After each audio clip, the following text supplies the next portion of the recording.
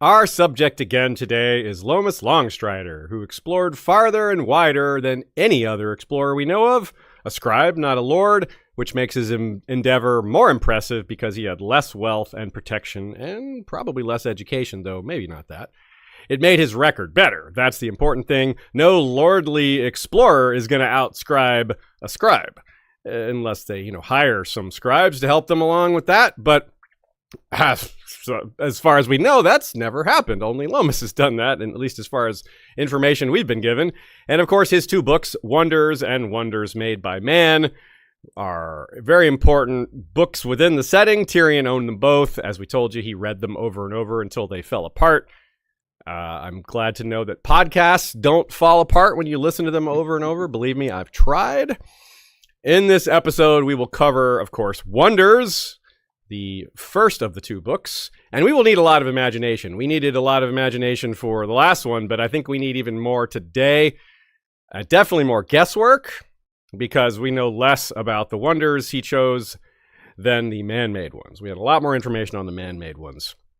But we have no shortage of candidates from all over the known world, and we'll be describing what we know about these places, kind of comparing and contrasting within the setting as well to the real world. We've got lots of examples of real-world wonders that are wonderful companions or parallels to some of these, and we'll do our best to picture them, the sites as Lomas saw them, while describing what we know of the candidates we've chosen, many of which you have no doubt imagined prior to today, but we'll go as deep as we've ever gone on a lot of these places. All that and more on this episode of History of Westeros podcast.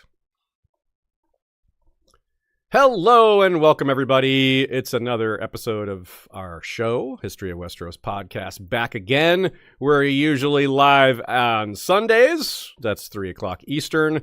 That time schedule does change during TV season, but if we're not during a TV season, that's when we're streaming. Every video can be found on YouTube in unedited format. We, of course, have some edited videos, too. But every live stream is in unedited format on YouTube and in edited format on Spotify. And, of course, anywhere you listen to podcasts, you can find the edited version in non-visual format, audio only, meaning. This episode does contain a lot of images, though, a lot of visuals. Now, you don't need those to enjoy it. They're useful, sometimes stunning, or epic or whatever, but they're not required. You can use your imagination. That's totally fine. Sometimes underwhelming, as in the one image I surfaced, and he was like, I don't care about this image. Don't use it. She got one from the Mother of Mountains from the TV show, and it just looks kind of like a grassy hill. I'm like, that doesn't even look like a mountain. We're trying to pump these up, not make them look weak. So yeah, I was like, let's cut that one. Cut that. So anyway, but yeah, if you are listening and aren't usually someone who watches, this is the time to remind you that if you're listening on Spotify, you can click the video player and the video will come on, and then you can turn it right back off. It's like a toggle. So if you want to see what we're talking about just for those few minutes, flip it back on and then flip it back off if you don't want. So it's a really useful feature to have if you prefer to listen, but every once in a while you want to take a look because we've got something on screen that's useful, that you really want to see. Anyway, your choice, but we want to throw that out there because it does add to the experience a little bit if you have those images. Sean, how's it going today? See, you've got a Star Trek shirt on. I've got a Me First and the Gimme Gimme shirt. Shay and I saw them this last week. I also went to Shakin' East Festival and saw a whole bunch of bands. It was crazy seeing a lot of my favorite bands all in a short period of time. I saw Queens of the Stone Age, Weezer, The Offspring, and Royal Blood in a span of 4.5 hours. It was crazy. I also went to a music festival this last weekend. You did? And saw Primus, Slipknot, System of a Down, Alice in Chains in the span of 4 hours. That is so awesome. That is a heavier set than I saw, but yeah. I love all those bands. Also, I'm wearing a Star Trek shirt in honor of Lomas, who was trying to go where no one had gone before. Good point. Kind of exploration. It's a nice follow-up because this episode is being recorded on May 5th, the day after. May the 4th be with you. So, go from Star Wars yesterday to Star Trek today. Yeah, very good, very good. Right on. So let's see here. Good shout out to our friend Nina, goodqueenalley.tumblr.com. Lots of great notes from her today. We had a lot of fun discussing some of these things and helping each other discover some peculiar facts about the real world, as well as what's going on in Westeros and Essos and beyond. Check her out, goodqueenally.tumblr.com. The latest blog post she has over there is about Gaiman Palehair, whether he was really Aegon II's bastard, or at least that Aegon III genuinely believed he was, which those can both be true. He could not be one, but the king could have genuinely thought he was. So it's a good question because Aegon III was lonely, and believing he had some kin seems to have been part of that whole mix, that whole scenario there. If you have questions for us, you can post them live in the comments. Shay will select certain questions during the episode. We'll get answered live. And if you have questions outside of that, send them to westeroshistory@gmail.com. And often we'll include them in an episode if it's pertinent to that particular episode. At the end of this one, of course, as usual, I will list off several episodes we've done in the past that relate to this one. And it's a pretty good sized list because we're talking about a lot of different places and different characters, and it comes up a lot. Also, at the end of the episode will be the answer to this trivia question, which is a three-parter related. What are the names of the 3 roads that pass through the Bone Mountains? The answer will be in this episode. If you're paying attention, you'll hear me say it, but you might already know the answer. Let's start with the same brief intro quote we used last time. It's so perfect, so fitting. Let's do it again. Lomas Longstrider? asked Duck. A scribe, long dead, said Halden.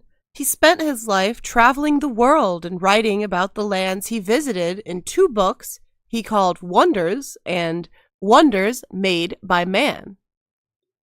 An uncle of mine gave them to me when I was just a boy, Tyrion said. I read them until they fell to pieces. The gods made 7 wonders, and mortal man made 9, quoted the half-maester. Rather impious of mortal man to do the gods 2 better, but there you are. So we don't have his lists, but we can narrow it down, as I said. Just like we did last time, we have more of a list to narrow down because we have more guessing to do. But to build on what we said last time, what Halden said and what Nina says, which is that we talked about the number of 7 being kind of important because of the 7 as a, worship. Now, we, of course, do 7 wonders in the real world, too, and there's nothing necessarily religious about that. So we can't be sure that's what he was doing, but it's a strong theory. I like the idea. And it kind of makes sense to me that he was willing to increase the number of wonders made by man because those are made by man. But he wouldn't touch the wonders made by... That's 7. It's got to be 7. We're not increasing that one. So I kind of like thinking about it that way. It's kind of a fun way to view it. I wonder if it's just a literary thing. Like 7's the only number with 2 syllables, so 7 wonders rolls off the tongue better. But when you add made by man, then you don't need the 2 syllables from the number anymore. So that's a great point, and it's similar to something I said a while back about the number 17 and why it comes up so often in music, because it's the only teen number with 3 syllables. 18, 19, 13, 14. There's all 2 syllables. 17 is the only one that has another syllable, so it comes up more in songwriting because it gives you another option that none of the other numbers would do. And you just touched on that same thing here with the syllables. There you go. Very good. I like that. Now, if this is the reason, like religion, the worship of the 7 is part of why, or the entire reason why Lomas did it this way, then that's another place we can kind of very safely assume he went to, which is Andalos. Like he would go to the home of the Andals, where the 7 were supposedly born. That said, there isn't necessarily much in that region that's wondrous, except for the Titan, which is, newer and was made by the Bravosi, not by Andals. So, anyway. So we, again, to recap, 9 man-made wonders, 2 unlisted, we know 7. And of the 7 made by the gods and or nature, we only know 1.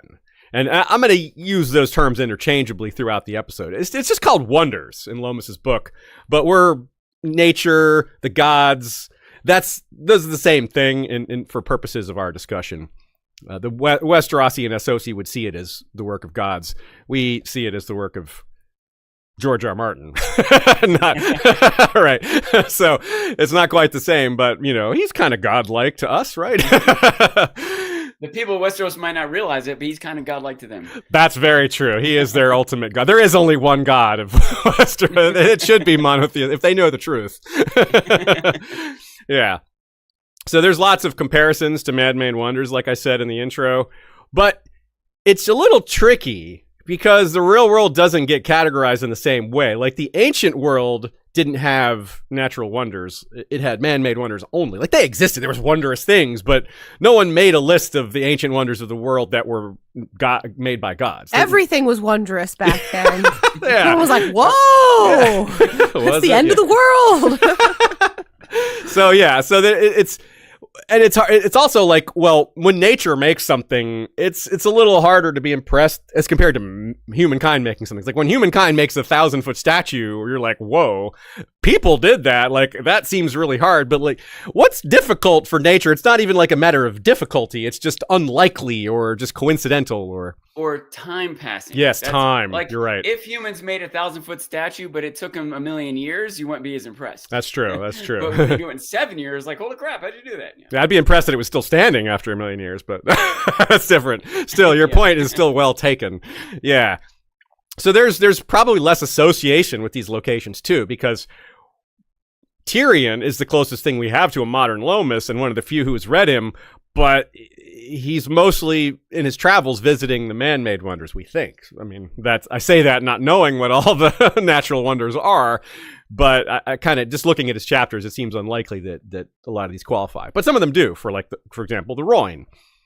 To help us out here, too, we've enlisted a longtime fandom friend, Adam Whitehead. He is in the books as a character named Sir Adam Whitehead. He's in there. His nickname is Wurthead. And he's a blogger in the UK. We've met him and did a panel with him when we were in Ireland. And he runs the Atlas of Ice and Fire blog. So he's particularly dedicated to covering geography. He covers lots of things, but this is one of his focuses, his foci. And so he's taken on some of these inherent difficulties and wonders. And he's done a really good job in terms of extrapolating distance and size based on measurements we've gotten from within the books. So we're going to cite him quite a bit today, and I want to let y'all know where you can find him. I'll repeat this at the end, but it's atlasofIceandfireblog.wordpress.com. Adam Whitehead. We're a Patreon supporter of him, and if you haven't visited his site before, you might decide to sign up after checking it out. A lot of good stuff on there.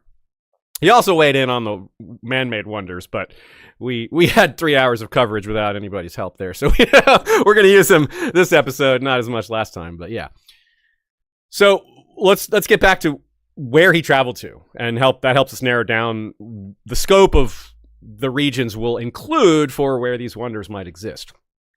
The farther east the stories emerge, like the things we hear about the East, they sound more and more wondrous and legendary, which gives us some reason to doubt that they're probably exaggerated, just like the stories of Essos or the stories of Westeros told in the East are exaggerated. And those we can corroborate. Like when people say, oh, does Casterly Rock is made of gold? We're like, well, okay, that's clearly not. We know that's not true. So what's the reverse? They say something like stories about Ashai or things like that. It's like, that might be a little exaggerated given that the stories of Casterly Rock over there are exaggerated. So yeah, it goes both ways. Literally goes both ways. East to west and north to south, I guess, but less of that because to the south, there's a lot less people down there. But here we also get a direct contradiction in the world of Ice and Fire that kind of adds to the mystery and throws us off a little bit. And here's a quote that both establishes that vibe and sets up this contradiction that we'll show to you. Is there any truth to these grim fables brought back from the end of the earth by singers and sailors and dabblers in sorcery? Who can say? Lomas Longstrider never saw a shy by the shadow. Even the sea snake never sailed so far. Those who did have not returned to tell us their tales. That's clearly an error because not only... Say it again.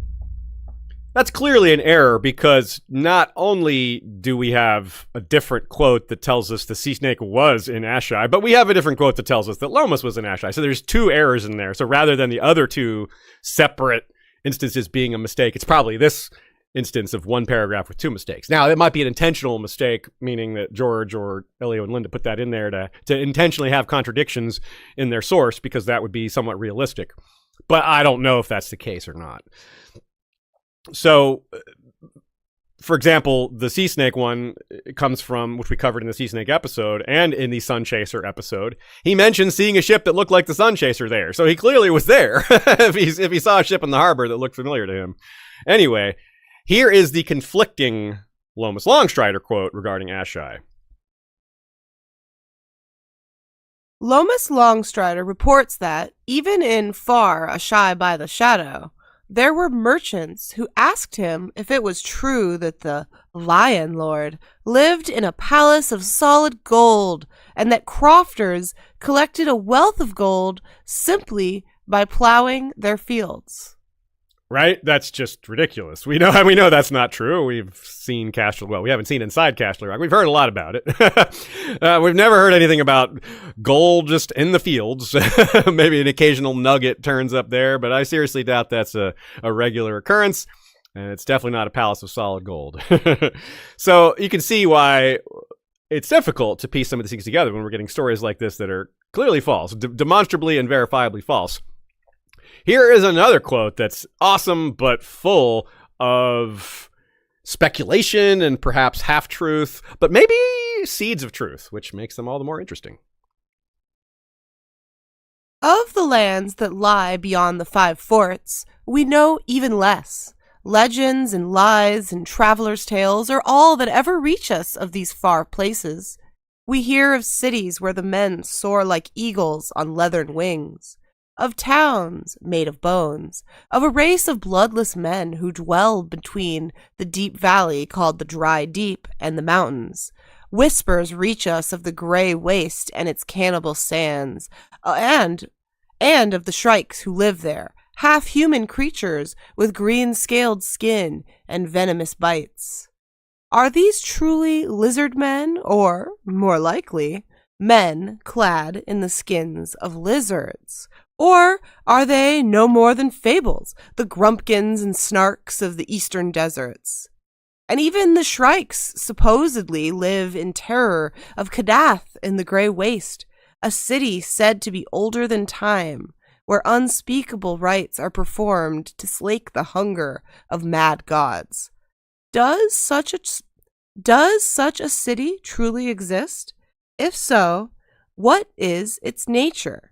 On such matters, even Lomas Longstrider is silent. Perhaps the priests of Yi Ti know, but if so, these are not truths they care to share with us. That line that even Lomas Longstrider is silent on what's beyond the 5 forts pretty much indicates he hasn't been there, because this is someone who's read his books, and it's not like we can speculate that Lomas went to Valyria because maybe it's just not told to us. But this pretty much says he didn't speak on them. We don't know if he spoke. There's no like Lomas Longstrider never spoke on Valyria. We just don't know. It might just have been omitted for authorial reasons. This is pretty definitive, I think. Don't you agree, Sean?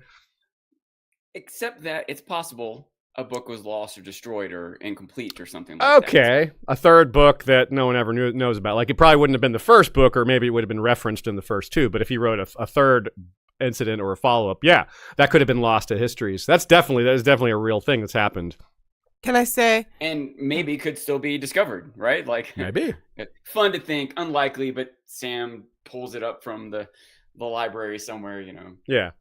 Can I say, I don't know about you, but when they describe Kadath and the Grey Waste with the unspeakable rites performed to slake the hunger of mad gods, it makes me think of Wewood Trees. Ooh, okay, yeah. I'm trying to compare things from the 5 Forts region to the Wall region, and frankly, that is what they do for the Wewood Trees. They do sacrifice people to the trees and do, like, hang their entrails in the branches, or they did, and maybe still do in some distant corners of the north. But you're right, that's totally, like, that's unspeakable. I mean, we just spoke it, but yeah, I mean, if you were describing what happened around the Werewoods and around the Wall to someone on that part of the world, it would sound just as wild and crazy, and people go live in the tree. Like, it would sound just as exotic. You're totally right. And like these stories about lizard men and people wearing skins, like what does an old Nan tell Bran and the other kids about the free folk? Like her stories are way exaggerated from there. And she lives in the north. Like she's not even from some other continent. Yeah, the others though, like what would people say about the others? Like that, what tales of the others would exist in the East? They would probably sound sort of like some of this stuff, like Kadath or the Grey Waste compared to the Frozen Waste or the Lands of Always Winter. Yeah, you're absolutely right, Shay. Like, are they wearing skins of lizards, or are they actually lizard men? Or are they wearing skins of lions, or are they actually lion men or bear men or whatever the wildlings are wearing? Or are they actually undead? Soaring like eagles with leathern wings too. I wonder if that is, like you said, maybe it's some kernel of truth to that. Like maybe there is some place where they dive off cliffs, right? Yeah. Like and over time, someone realized like, hey, you can catch a little air with this device or whatever. And in that hang glider, the new ritual, they have some sort of cape or kite or something that they dive off cliffs and they can kind of soar. And someone's seen that and going back and tell the tales, and then flash forward 200 years, now they have wings, you know? Yep, that fits really well. And it's expressed here too. Like, yeah, do they really soar on eagles, or is this some sort of story? Yeah, it is probably some sort of story. Now, Kadath adds to the vibe here because that is straight from Lovecraft. And anything straight from Lovecraft is going to be creepy and mysterious and old. He loves doing old, and he loves mad gods and hungry mad gods and gods who aren't neutral. I love one of Lovecraft's things was, the universe isn't neutral. It's out to get you. So that seems to be the vibe in this place too. Now, so we're going to bring all this up only to discard it because it doesn't sound like Lomas went there. It's entirely possible that the Grey Waste, the Dry Deep, the Cannibal Sands would be worthy candidates, but we'll omit them because I don't think Lomas went there, even though we do think he went to the Five Forts. I just don't think he went beyond. It's probably too dangerous. Like, how could he travel to some of these places? It sounds inhospitable, or like the Dry Deep is no water, and it sounds like something like Death Valley or something like that. So, like, yeah, don't go there. You know, I didn't put it in a document, but there was a quote by John when he was going through the Frost Fangs. Yeah. First, he's talking about the dangers and the treacherousness and the shadow cats and such. But then he says, but there were also wonders. He was still glad that he was on this adventure. And he described like, in the midst of this ice jungle, there would be a field of flowers blooming and there would be like frozen waterfalls and, spectacular stuff. Lomas may have probably never saw that, right? Probably not. Very few humans who probably ever saw what John saw there. And so he might have counted it among the wonders if he had seen it, but even he didn't go everywhere. So. Yeah, we don't have any evidence he went beyond the wall. And if he did, then you're right. He would maybe say the Frostfangs or the Milkwater. I don't know. The Haunted Forest is awfully large. I would be curious what he would have said about those things. But yeah, most likely he didn't go. He would have said, "Brr." Yeah, he would have said that for sure. Definitely he say that. But also in Westeros, it's a curiosity that we can't answer, but I'd deeply like to know, is did he go to try to go to the God's Eye? Like, was he one of many people that tried to sail there and the wind blew him off course? Or you'd think he would try. Like, that was got to be on his list. But if he couldn't actually see it, then what would he write? I was like, well, it's wondrous that the winds blew me off course every single time. It's like, it's strange. I don't know if it's wondrous. But that would get a footnote. That would be written about in a book, probably. But maybe not, depending on what the rules of the God's Eye are. Okay. The rules it's possible of the God's Eye. First rule of the God's Eye is don't talk about that. God's Eye Club. Yeah, that's right. So we're in our efforts to find the basis. Like we tried to come up with some categorization thing. Like, so one of the things we can do is like best ofs. Not really best ofs, actually. It's more like biggest. Is it the largest, the deepest, the tallest, the longest, or superlatives? Yes. Any superlative you can think of, we tried to include here for basis for judgment. The smallest forest in the world. Yeah, what's the tiniest? It's just it's a single leaf on the end of a piece of concrete. Yeah. I think that would mean more than 7 wonders. So these are widely considered that I'm just going to list these off. Sean and I list these off, these modern natural wonders of the world. Of course, there is no central authority on this, of course. So there's just different groups have done this. And some of these you'll hear again because we'll compare them to some of the ones that are in Westeros and Essos. I'll list the first group and Sean will list the second group. This is basically the list that CNN made in 1997.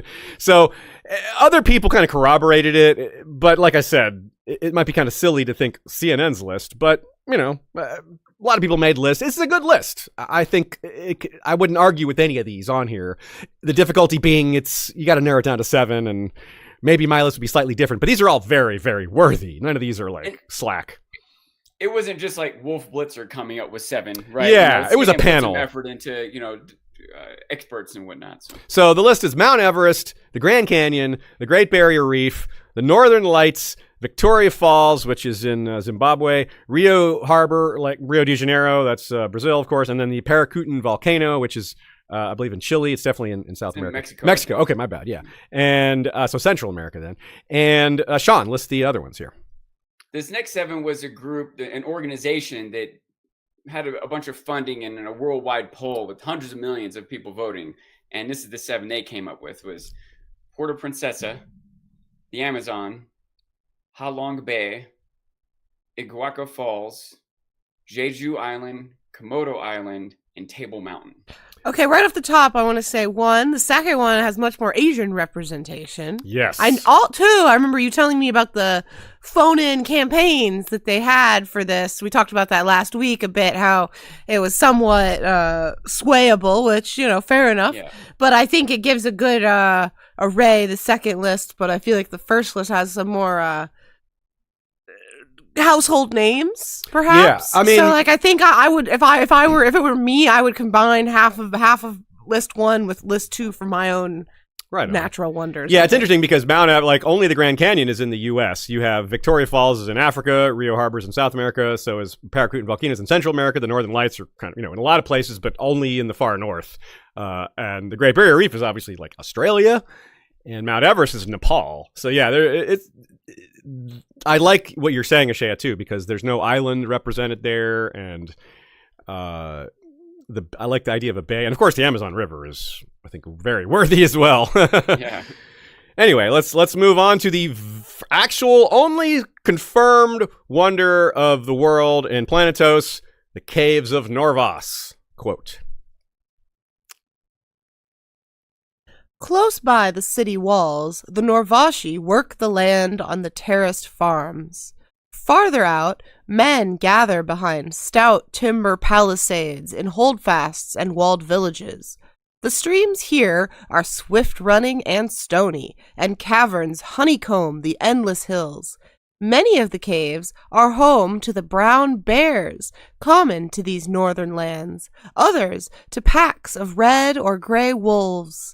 In some can be found the bones of giants and painted walls that speak of men's dwelling here in ages past. One cavern system, some 100 leagues northwest of Norvos, is so vast and deep that legend claims it is the entrance to the underworld. That's something that's come up in a lot of real-world cave systems, because so many of the wonders are associated with religion or the province of gods. It's a very deep cave, and if you have a religion that has an underworld, like the Greek myths, for example, this would be a portal to that. You can see why they would see it that way. But there's so many cool real-world things here that we've seen, and mixed in with the things that are not real world, like the bones of giants. but almost everything else is very realistic to the real world, like wolves living in caves, just the fact that there are caves, that people live in them, and the idea that there are cave paintings. That's really cool. Nina mentions the cave paintings in Lascaux, but of course there's lots of cave paintings around the world. Lascaux is just one of the really famous ones that has some of the oldest and most well-preserved ones. But there's cave paintings in a lot of places around the world that were made thousands of years ago, if not, in some cases, tens of thousands of years ago. And it sounds like that's the case here with the caves of Norvos. Sean, you looked up some real-world parallels. Nina mentions Mammoth Cave in Kentucky, which is huge, and I know they sometimes bands play shows in there, which is really neat. That's on our big enough so you could have an audience of thousands of people. Yeah, it's totally on our bucket list. I want to see a show there. But you wrote another one here that I'm not very familiar with. So why don't you tell us about Puerto Princesa? I was thinking of the caverns in Tennessee. Oh yeah, yeah. Those are really big. You have shows in there too. Yeah, I forget what those are called. The caverns? Yeah, they're just called the caverns. That's what they call them for the venue. The venue. Oh, okay. It's a music venue called The Cavern. That makes sense. Yeah. That's in the caverns of Tennessee. What I meant was I don't know what those mountains in Tennessee are called. Puerto Princesa is in the Philippines, and it's a river/cave. It's a river that flows into like 10 miles of caves, and there's underground waterfalls and big openings of caverns and all kinds of wildlife. And I think it kind of recently, maybe in the past 10 or so years, they even discovered a whole new section, and it's still being explored today. A massive cavern network with a river running through it and everything. I remember it was one of those new wonders of the world. Right on. I remember us talking about, I've honestly, it slips my mind which episode it was. We talked about this huge cave system that's fairly recently discovered, only in the last like 70 or 80 years, that was discovered in China. And it's so deep and wide, and it has its new species, like species of monkeys that had never been seen before that live in there, and underwater lakes that had new species of fish and other, yeah. So there's, talk about unexplored. Like in the real world, there is a lot of stuff unexplored. We talk about the deep sea as a frontier of exploration, and it is. But caves are right there with it. They're in some ways more mysterious, in some ways perhaps less, but it just depends, right? Different kind of creatures grow there. And it's just amazing to think about this in terms of a place like Norvos. I love the idea of bones of giants, and I love the idea of ancient culture being preserved through not just paintings, but I'm sure there's like tools, like an archaeologist could have a field day finding flint tools, stone tools, things besides artwork, maybe some textiles that were left behind, shreds here and there, like worked bone, all the sort of things that archaeologists dig into that maybe I don't know all the names for. But it also begs the question if there's probably cave systems in the world that would maybe be more impressive than this, like Bloodraven's Cave. The Greenseer Cave is a potential example. But other ones, too, that just we don't know about, that he doesn't know about. Like, he probably didn't find all the biggest and deepest caves in the world, and he surely didn't explore these. Like in the Ariane chapter, when they find those caves. Like, who else has been in those? Like, I doubt Lomas went in that cave, and it's pretty creepy because there's, like, carved stuff in there and humongous natural caverns formed by millennia worth of water and other stuff. So yeah, this is by itself just really inspires the imagination. And we know there's caves of sorts under the wall too, right? True, the wormways. Yeah. Yes. Yeah, we're not sure how big or explored they are, but I don't know if Lomas went in there, but. And that might be directly plot relevant too, because you wonder about stories like Gendel and Gorn that tried to tunnel under the wall, and is that going to come up somehow? Was that meant to be just a curious tale from the past, or is that going to be relevant? Is that going to be maybe one of the ways the others try to get around, or maybe some free folk? Who knows? I don't know. Maybe we may be past the point where people are trying to evade the wall. The next thing that may happen is it just goes down, and that's that. But who knows? We'll see. Lomas must have really liked Norvos because it has a natural and a man-made wonder. The bells of Norvos are right there. The caves of Norvos are right there. And no other city can possibly claim that because this is the only confirmed natural wonder. It's possible that there's another city that has two wonders. We just don't have any other confirmed natural wonders, so that's just impossible for us to say that. So eat your heart out, Khor, neighboring Khor. They feel jealous. Actually, don't encourage the followers of the Black Goat to eat any hearts. They might take that literally. So let me use a different wording there.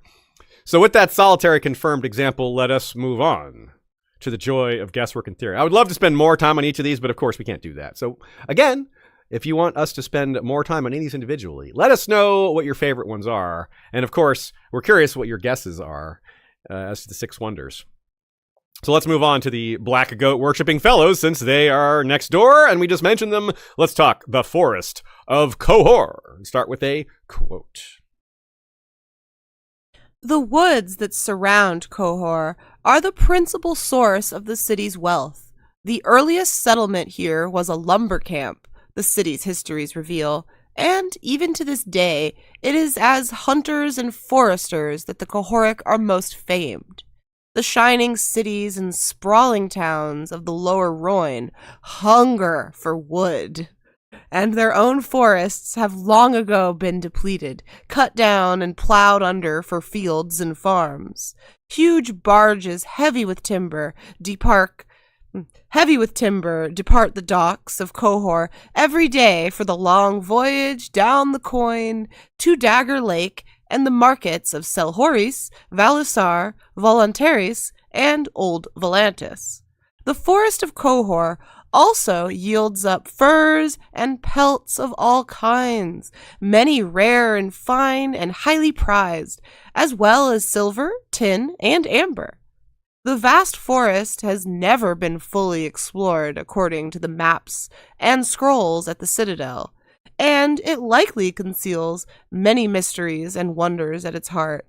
Like many northerly forests, it contains elk and deer in great numbers, along with wolves, tree cats, boars of truly monstrous size, spotted bears, and even a species of lemur, a creature known from the Summer Isles and Sithorios, but otherwise rarely seen further north. Mm-hmm. Well said. Shea reads those so well. A look at the map shows just how big this forest is. It's easily the biggest forest we can see in Essos. Now, if you distinguish between forest and jungle, it's not always easy to make that distinction. Maybe some expert could do a better job than me, but we're separating them. I'm not sure how much they deserve to be separated. Certainly Sithorios and Althos appear to be entirely forest and or jungle. And we don't know that much about Althos at all, but Sithorios' jungles probably have some hidden wonders, but they will also definitely kill you. So that may subtract from the wondrousness, or at least from Lomas' ability to go and explore the place on the first, at all, to make those distinctions, those judgments. Now, the Summer Islanders might be different. They may have actually explored quite a bit of Sithorios, but that's a tale for another time. We also don't know how big the Forest of Khor is compared to, say, the Kingdom of the Eviquevron, which is also quite large. Both of those forests are quite possibly the two largest in the world. Nothing in Westeros even comes remotely close, which is really saying something, because the Wolf's Wood is large. It's very large, but a tripling of the Wolf's Wood probably doesn't match the Forest of Khor, at least just judging by the size on the maps. So truly the forests of Westeros are mere copses or tree stands compared to the ones of Essos. So it's just gigantic. So you can believe that it's not fully explored. Like, yeah, I can understand that. However, a caveat that we're going to have to say many times is our information is coming from the Citadel. We know for sure that the people of Khor, the people who live there longer, probably know more about it than the people of the Citadel. They haven't copied every single piece of information, hasn't been transmitted to the Citadel. I'm sure they have secrets, knowledge, books of their own, perhaps, that haven't made it to the Citadel. So if we're looking at it from a logistical, how would it function in Planetos, you can see where there would be more knowledge that's outside of Lomas's province. He probably didn't speak Khoric or read it, and so he may have been able to learn some of these things, but it still would come up short in terms of comprehensive knowledge. Now, in real life, the largest forest is the Amazon rainforest. No one's probably surprised to hear that. That's pretty well known. It's 2.3 million square miles. It isn't just the largest, it's the largest by far. No other rainforest on the planet even comes close. But Brazil isn't the country with the most total forest. They're second. The most total forest in the world by country is Russia, which can kind of make sense because Russia is so huge and large parts of it are unpopulated. Canada is next. Same logic there. Canada is huge, but doesn't have a huge population. The U.S. is next, followed by China, then Australia, and then Congo. Like, we named all these big, huge countries. Russia, Brazil, Canada, U.S., China, Australia, Congo. No shade against Congo. They got a lot of forests there. That wasn't meant to be a negative comment. I'm just surprised to see such a smaller country mixed in with all these very large ones. Lots of shade. Yeah, there's lots of shade. Shay is right. There's lots of shade. All those trees. Exactly. Good point.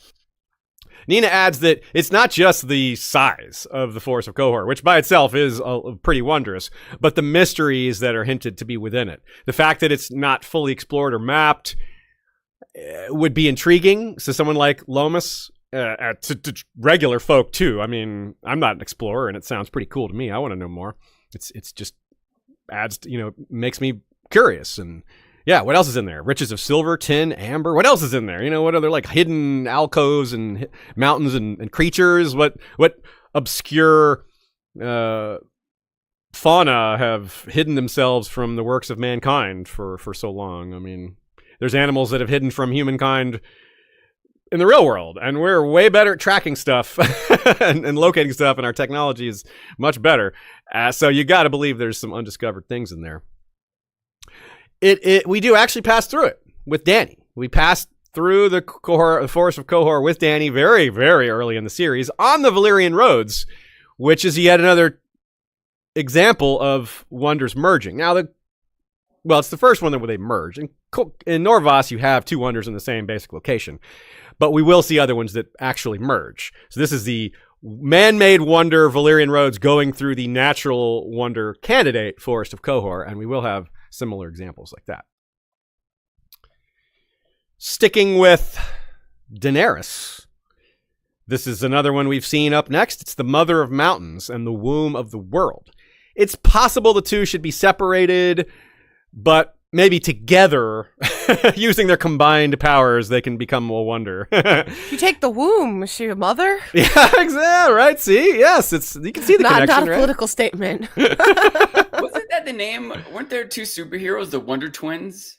Yes. And with their power combined, they would do blah blah blah. Wonder right? Twin. They were the Wonder Twin. That's good call, Sean. Yeah, they can combine. Why not? Those were so funny because the girl had such better shape shifting. She could be any animal, and the dude would be like, "I'm a bucket." Cup. Yeah. And then she would turn into an eagle and carry the bucket. Dude, you got the short end of this one. She's way That's cooler the best than y'all you. could come up with, huh? Yeah. I mean, he got to just sit there and Wonders. get carried, and she had to pull him. It sounds like he got the better end of that. Okay, to me. good point. She had better He does shape shifting, nothing. but she also had to do more work. Yeah. So we've seen this one, both of them, the Mother of Mountains and the Womb of the World, and they're connected. The Dothraki connect them by a thing called the God's Way. There's like a long road that leads from the Womb of the World to the Mother of Mountains. Now, the interesting thing is, even though they're both feminine, the Mother of Mountains and the Womb of the World, women aren't allowed on the Mother of Mountains. Only men can climb the Mother of Mountains. And I don't think men are allowed in the Womb of the World. They're not allowed to necessarily use the water. I'm not clear on that part, but I know the crones associate it. The crones of the Dosh Colleen associate, and Dany has that dream of crones coming out beneath the Mother of Mountains, emerging from some body of water, which could only be the Womb of the World. So that's really cool.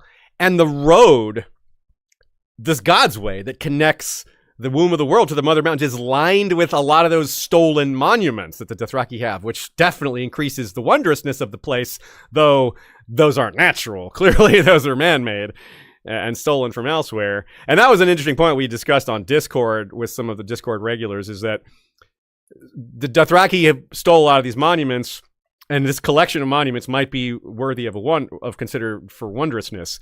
And they wouldn't have stolen them all directly. They would have stolen some of them from other people who had stolen them. It was like none of them originated in Vaes Dothrak, but they may have stolen them from somebody who first stole them from some other. Like the Valyrians, for example. The Valyrians took things from other cultures when they conquered dozens of other nations. The Dothraki might have gotten some of those and removed them back to Vaes Dothrak. Now, on the other hand, Lomas might not have seen some of this. Like, we're pretty sure he saw the Dothraki Sea, which wouldn't have been called that at his time, because he went to Sarnath. In fact, we can be certain he saw it, because the Sarnath is sitting right square in the center of the Dothraki Sea, a.k.a. the Great Grass Sea. But did he go to the Mother of Mountains? Did he go to the Womb of the World?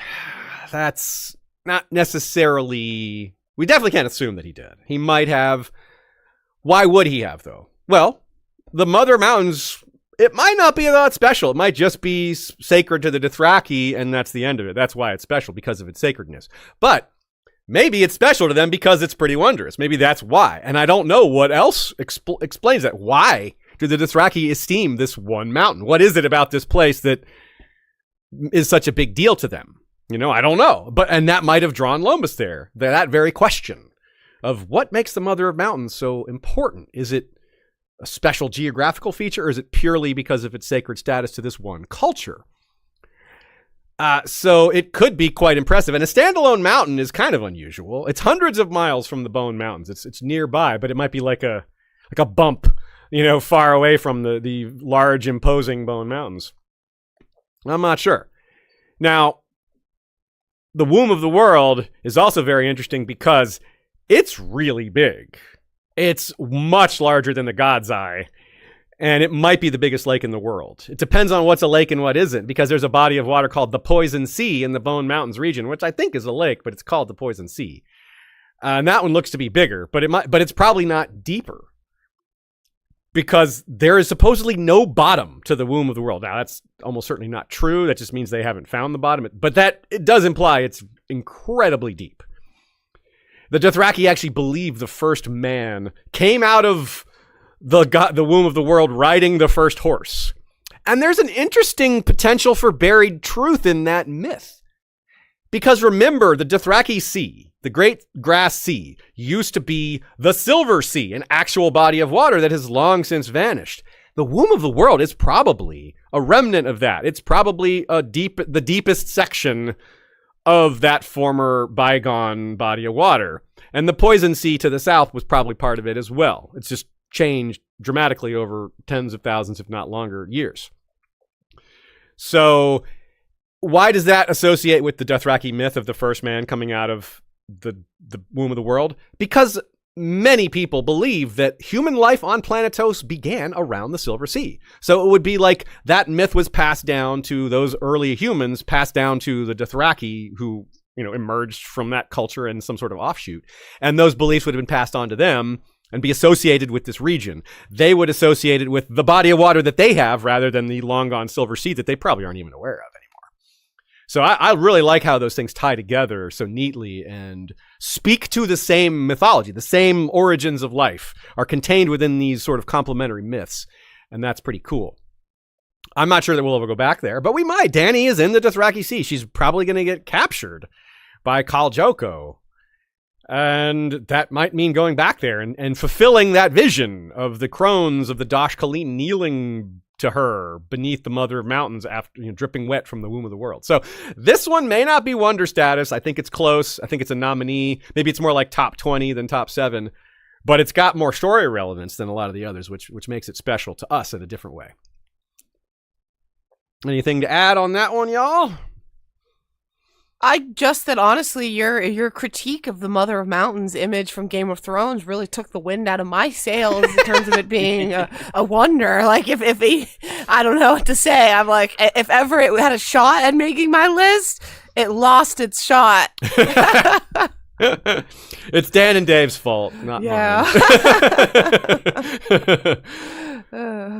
We're going to do our guesses, our individual guesses at the end. Mm-hmm. But I'll say now, this one doesn't make my cut. Okay, yeah, I don't think it does for me either. But like I said, probably top 20. But next up is related. We'll talk about the actual Great Grass Sea, a.k.a. the Dothraki Sea. It's also called the Haunted Lands, a.k.a. the Great Desolation. It's got a lot of names, which that's kind of wondrous. That implies something, right?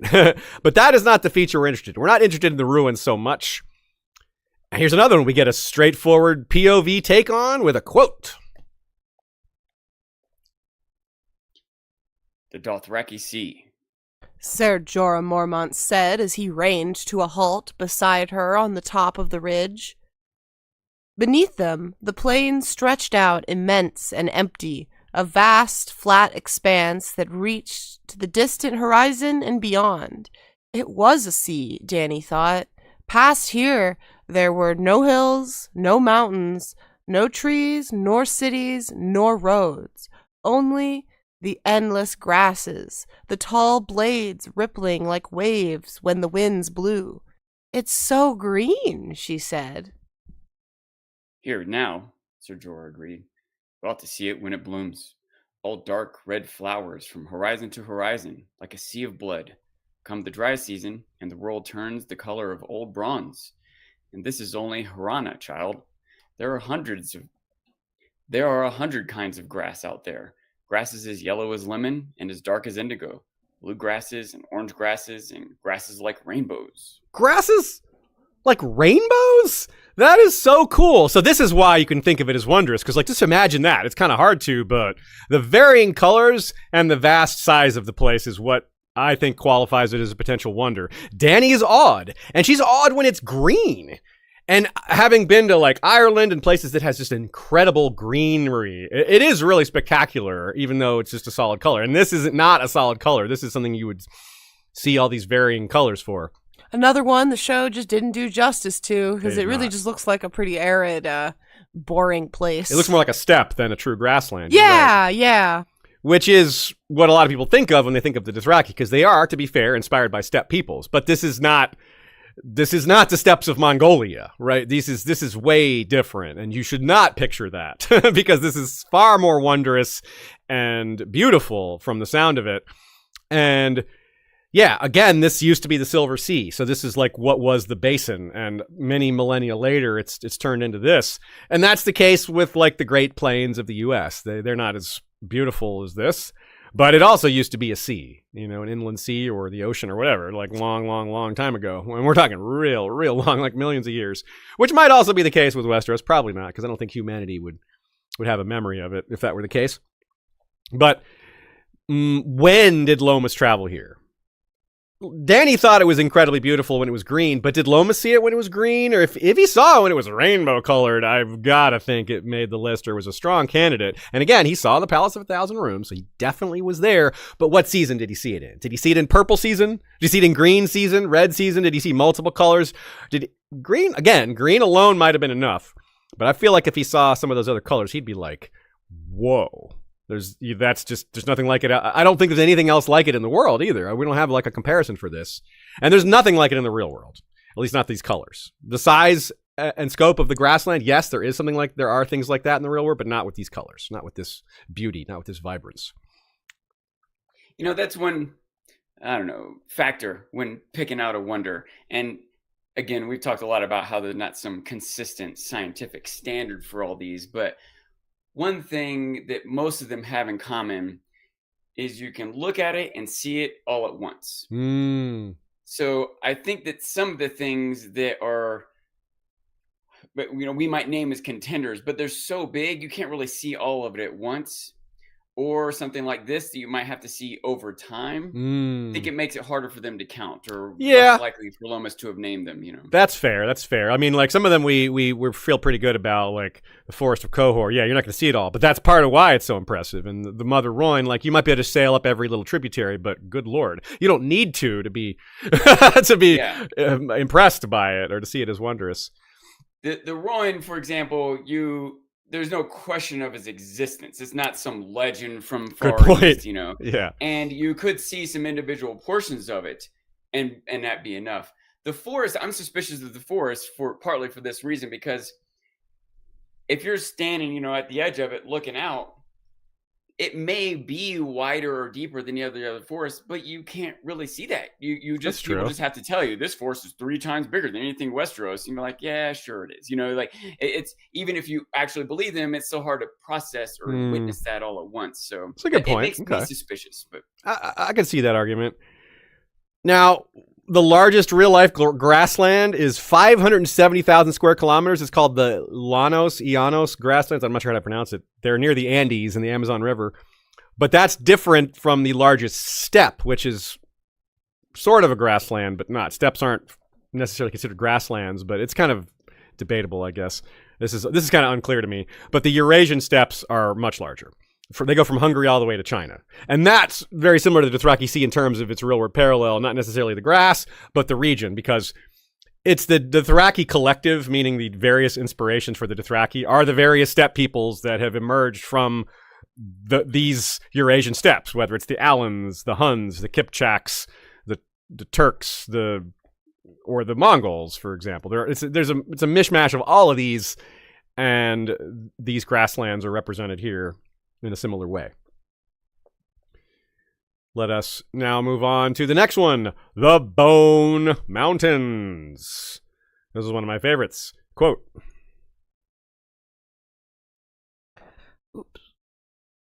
"The hills grow wilder and steeper, and soon enough the mountains appear in the far distance, their great peaks seeming to float against the eastern sky, blue-gray giants, so huge and jagged and menacing that even Lomas Longstrider, that dauntless wanderer, if his tales be true, lost heart at the sight of them, believing that he had at last reached the ends of the earth." Wait.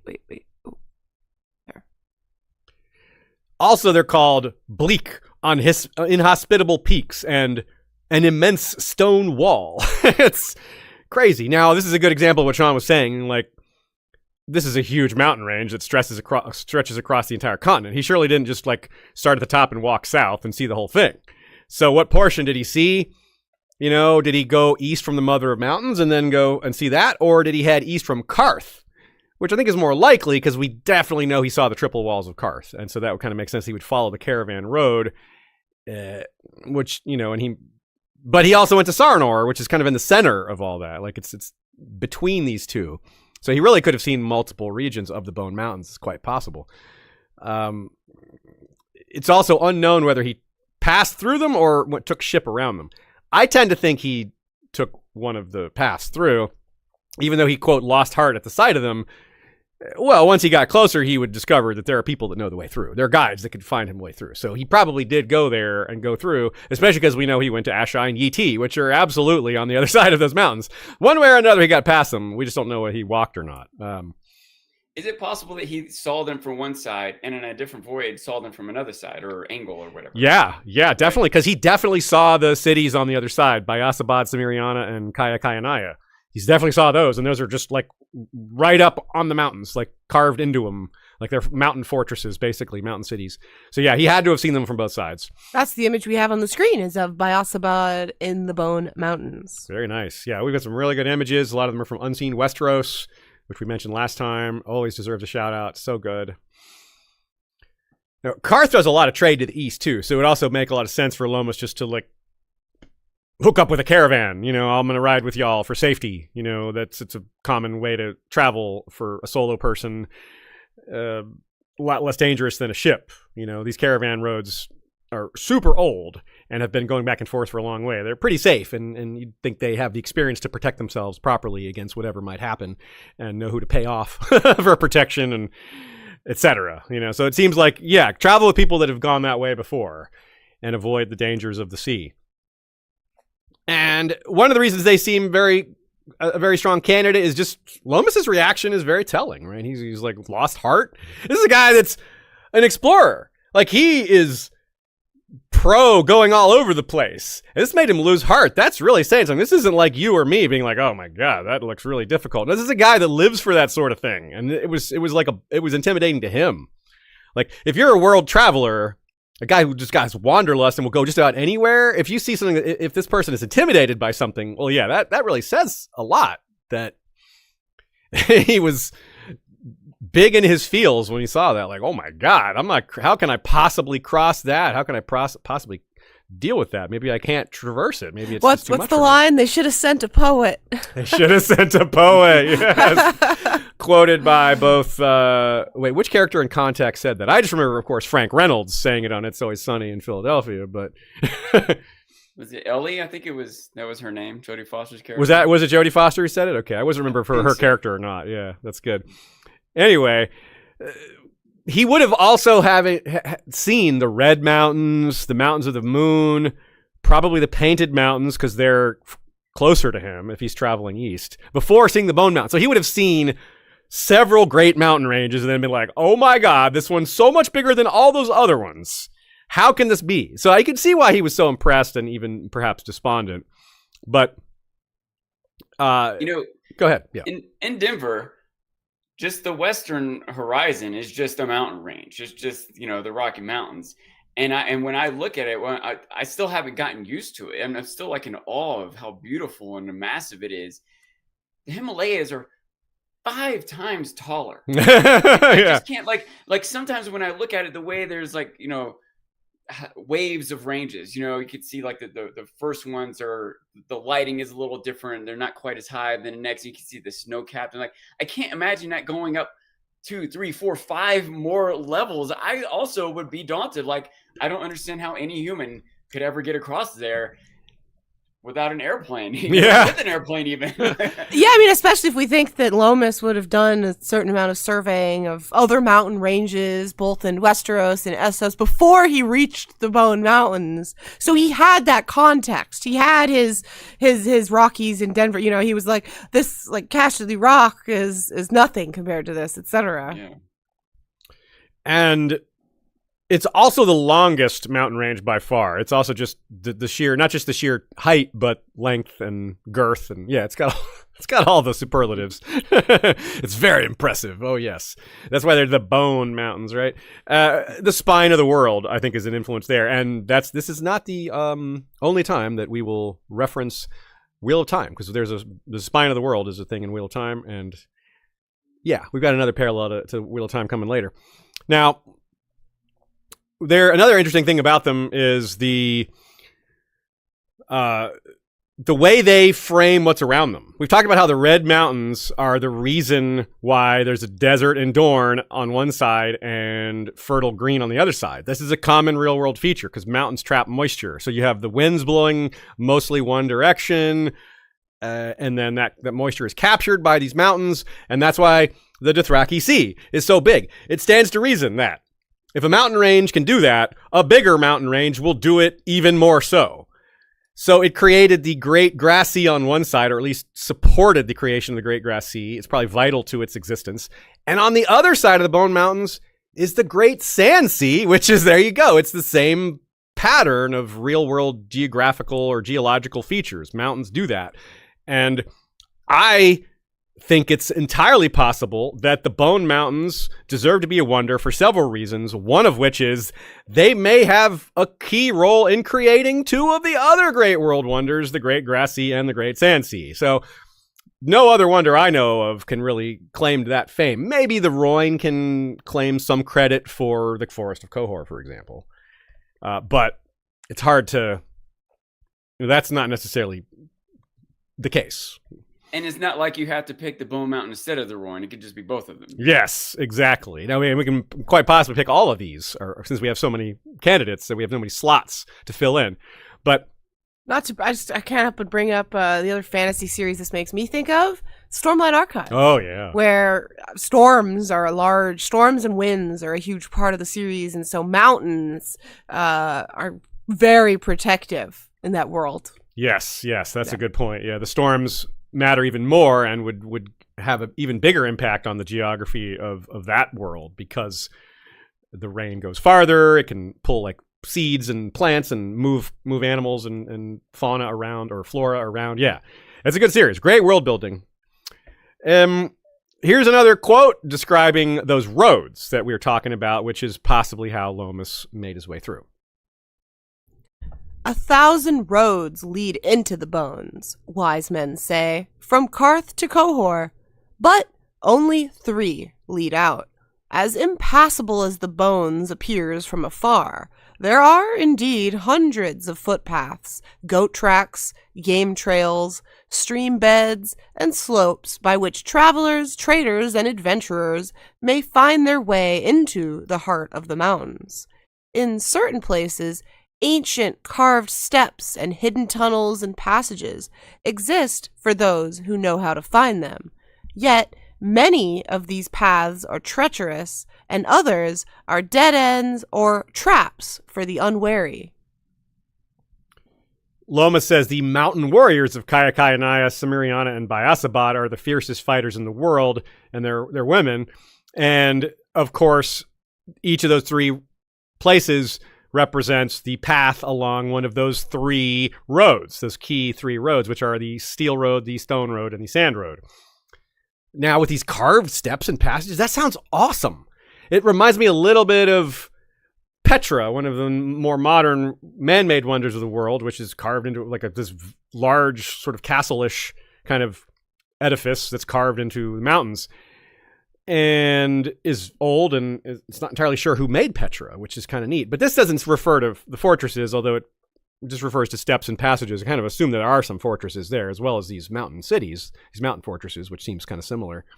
But it's another example of where the Citadel's knowledge is probably somewhat lacking, because this is, again, the farther east you go, the less they seem to know, and this is very far east. I mean, anything on the farther side of the bones is even farther away just by distance, because it's one thing to go 10 miles or 20 miles or 50 miles, but when those 50 miles or 100 miles are across the largest mountain range in the world, it's a different 100 miles than 100 miles of the Grass Sea or a caravan road. You know what I mean? So in effect, it's even farther away once you get on the other side of that border. Let's actually quote the Atlas of Ice and Fire blog and hear what Adam Whitehead has to say here, because it's very interesting. A colossal series of mountain ranges which start off being big and then get even bigger, each range giving way to an even more massive one beyond it. The bones stretch for over 2,100 miles from north to south and are almost 300 miles across at their widest point. Compare this to the Himalayas, which extend in an arc for only approximately 1,500 miles and are about 200 miles wide at their widest point. It is possibly on this basis, and given the greater size of the planet, that the tallest peak of the bones are even taller than Everest. Now, I read a commenter on Adam's blog that suggests actually, since Planetos is probably larger than Earth, that the mountains should be shorter on average. Like, the bigger the planet, the smaller the mountains will be. Because you have, like, the fault lines would be different, and they would push things up There's less. more gravity pulling in. More gravity, good point. It depends a lot on the time, when the mountains are created, and how they're created, and things like that, too. Yeah. For example, you mentioned the Rockies.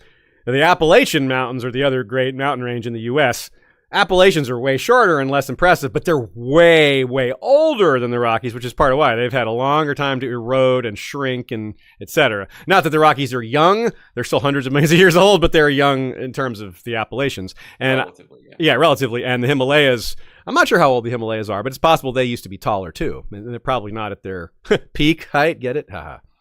Yeah, you get it. I think the Himalayas, I probably should research this more, but I think they're more of the result of like land being pushed into each other and it going up from a fault line, whereas I think the Rockies were like carved out by glaciers coming down. Ah, okay, yeah. So there's different ways that formed. Okay, yeah. And Adam, you see, he got those numbers in there, and that's just from him measuring things on the map and extrapolating distances, like we know how long the wall is. So you can measure the wall on a map and kind of compare that to other places around the world and get a rough guesstimate based on that. It's a pretty good way to do it. Yeah, rough, because it's so, again, is think about our world maps and how skewed they are. I can't help but think that there's some element of that would go on there. You're right. But still, you can get a rough guess. Yeah. I appreciate the effort for sure. I think it's the best numbers we have. That's also for sure. And this matches the eye test. This hugeness that Adam is relating here with numbers matches what Lomas seemed to have felt when he saw them, because they just dwarfed everything else he had seen mountain-wise before that. Like, he had probably seen the Giant's Lance, the tallest mountain in Westeros, almost certainly. Like, why would he have not checked that one out? Like, would he not go to the Eyrie? Of course he did, right? That seems like almost impossible that he wouldn't at least check out the sites in Westeros. You know, but beyond that, it's hard to assume. So they're so huge as well that they really, not only do they just serve as a huge barrier, but they to geographical features and affecting the climate on either side. But it's also like a way to keep civilizations apart, right? It's basically impassable for most civilizations. Seafaring civilizations would be a little different, but most civilizations are not seafaring, or not. It's not the biggest part of their culture. So most people would have been stuck on one side or the other for most of human existence. And that by itself is a potential reason for Lomas to label them. It's like this natural thing that keeps civilizations apart, that keeps cultures apart. There's almost nothing like it. Like, the Forest of Khor doesn't do that. Oceans do that, but for more obvious reasons. You know, it's the only other necessarily comparable example there. Like the deep swamps of the Neck are a deterrent to invaders, but they don't keep like foot traffic or merchants in and out like that. There's plenty. It's pretty easy to go back and forth in that if you're not like invading or something. And like a swamp isn't a wonder to behold either. No, right? You're right. And oceans are sort of pervasive around the world too. They're not this unique thing that you come upon. So. And also, just in general, it seems like Lomas didn't do a lot of sailing. It feels to me like he avoided sailing whenever possible. He took the overland routes whenever possible. Partly because you're more likely to see something impressive on land, and you also have more ability to stop and go look at it. Like, if you're on someone else's ship, you can be like, hey dude, can you sail over there for a minute? Let me take a look at that. Like, no. Sorry, I got somewhere to be. We're on a schedule here, yo. You know, we can't move at the speed of world explored charting things, you know. So he would have more leeway to do what he wanted on foot. All right, let's take a little break here and come back with a lot more wonders. If you want to continue to hear content like this, if you listen to us regularly, maybe it's time to sign up to just support us on Patreon. You know, that's how I do it. The shows I listen to the most or watch the most, the creators that I engage with the most are the ones that I support on Patreon, the ones that we as a podcast support. If you go to our page, you can see that we're supporting a large group of artists and other podcasts and other things here and there, mostly things that fall into those two categories, art and other podcasts, but other things too. And writers, yeah. And we support, there's other people on there too. It's a good list of things that we support. And I think that's just a good way to go about it. The things that you consume the most are probably the ones that you should subscribe to, support, tell your friends about. I mean, you probably do that already if it's one of your favorites. If we happen to qualify for that, consider signing up at historyofwesteros.patreon.com. And it's not just about supporting us. We give you things in return, like access to scripts, access to our bonus episodes, which is probably the best perk. We got a lot of them now. I've lost count of how many bonus episodes you get, but it's a lot. It's several dozen. Some of them are scripted. Some of them are panels we did at conventions. Some of them are just kind of regular discussion episodes. There's a variety. We got guest episodes as well in there. All the basic selections you might find in our public catalog. A smaller version is found in our private catalog. Also, in terms of supporting us by sharing us with your friends, with House of the Dragon season coming up, that's the prime time to do it. There's a whole host of friends I'm sure you'll have who are more casual fans of House of the Dragon, and it really could do a lot for us if you just suggest they watch our synopses or coverage during the season. Something that I meant to mention earlier in the episode that I skipped over, we had Alt-Shift-X and Glidus visiting us last week, and that was a lot of fun. We got to show them America because they're Australian folks. And we did a podcast recording for Alt-Shift-X's channel for his patrons. And it was about the Tough Voyaging series that George R. R. Martin has written, and the first of which has been adapted as a graphic novel by Rhea Golden, who was one of his assistants as well as a career artist. She's really good. And we made a joke during it that in George's Thousand Worlds series that he loves the Khor sound. Like there's the Hrangans, the Hroon, there's a few others that I'm missing. And what is that grass called on the Dothraki Sea? Hrana. So it was like another, he loves that HR thing. He just loves, for him, that sounds like good generic foreign sound that's not, you know. So, yeah, George has his favorites too. I thought y'all might get a kick out of that. Also wanted to take the moment to announce the winners of our Rise giveaway. Yeah. Michael McLaughlin and Jordan of A Long Expected Soundscape both won a lifetime membership to Rise. If you want to join Rise, you can just go to rise.io/u/Westeros. It's been a really big deal. Like the more months that pass, the more I appreciate Rise helping keep me focused. I can get into the zone and be like lost in Westeros and get hours of work done at once. But sometimes I struggle to get that started. Rise really helps me with that because it's like, are you sure you want to be looking at baseball scores? Like, okay, yeah, I don't. Like, I don't. You're right. You're right, Rise. I should be looking at this. You should be looking at basketball scores. Yeah, right. And also want to shout out our Twitch channel. We started a new campaign as of May 3rd. And that is we're playing House Tarly. We started a House Tarly campaign starting in the era of the Ninepenny Kings. And we have Randall Tarly as a grandson. So he's really young.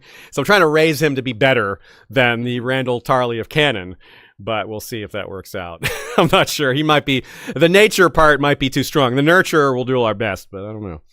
It doesn't seem like too hard of a challenge to make him better. Making him good, I don't know. Yeah, good point. It's hard to make him worse.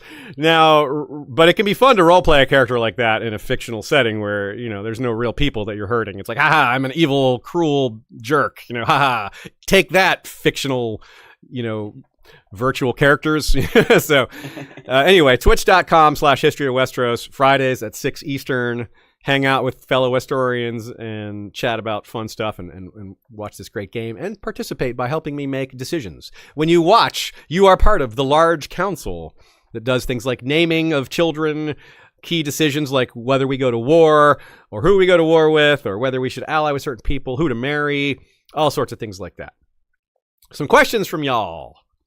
Bryson Chung says the Himalayas are still growing as the Indian subcontinent smashes into Asia. Okay, so the Indian subcontinent is on a fault line. It's slowly pushing into Asia. They're kind of ramming into each other, which is how the Himalayas got formed in the first place, according to Bryson. So, that's still happening. So they haven't reached their peak. I guess not.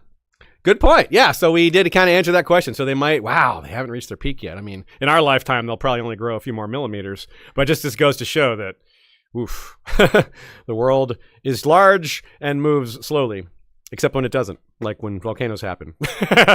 That's quite fast, or floods, or whatever. Natural disasters. Amanda M says, you think since Lomas visited the Summer Isles, the talking trees could be a candidate, as in just the trees themselves, sans the carvings. I always envision them akin to the redwood trees in California.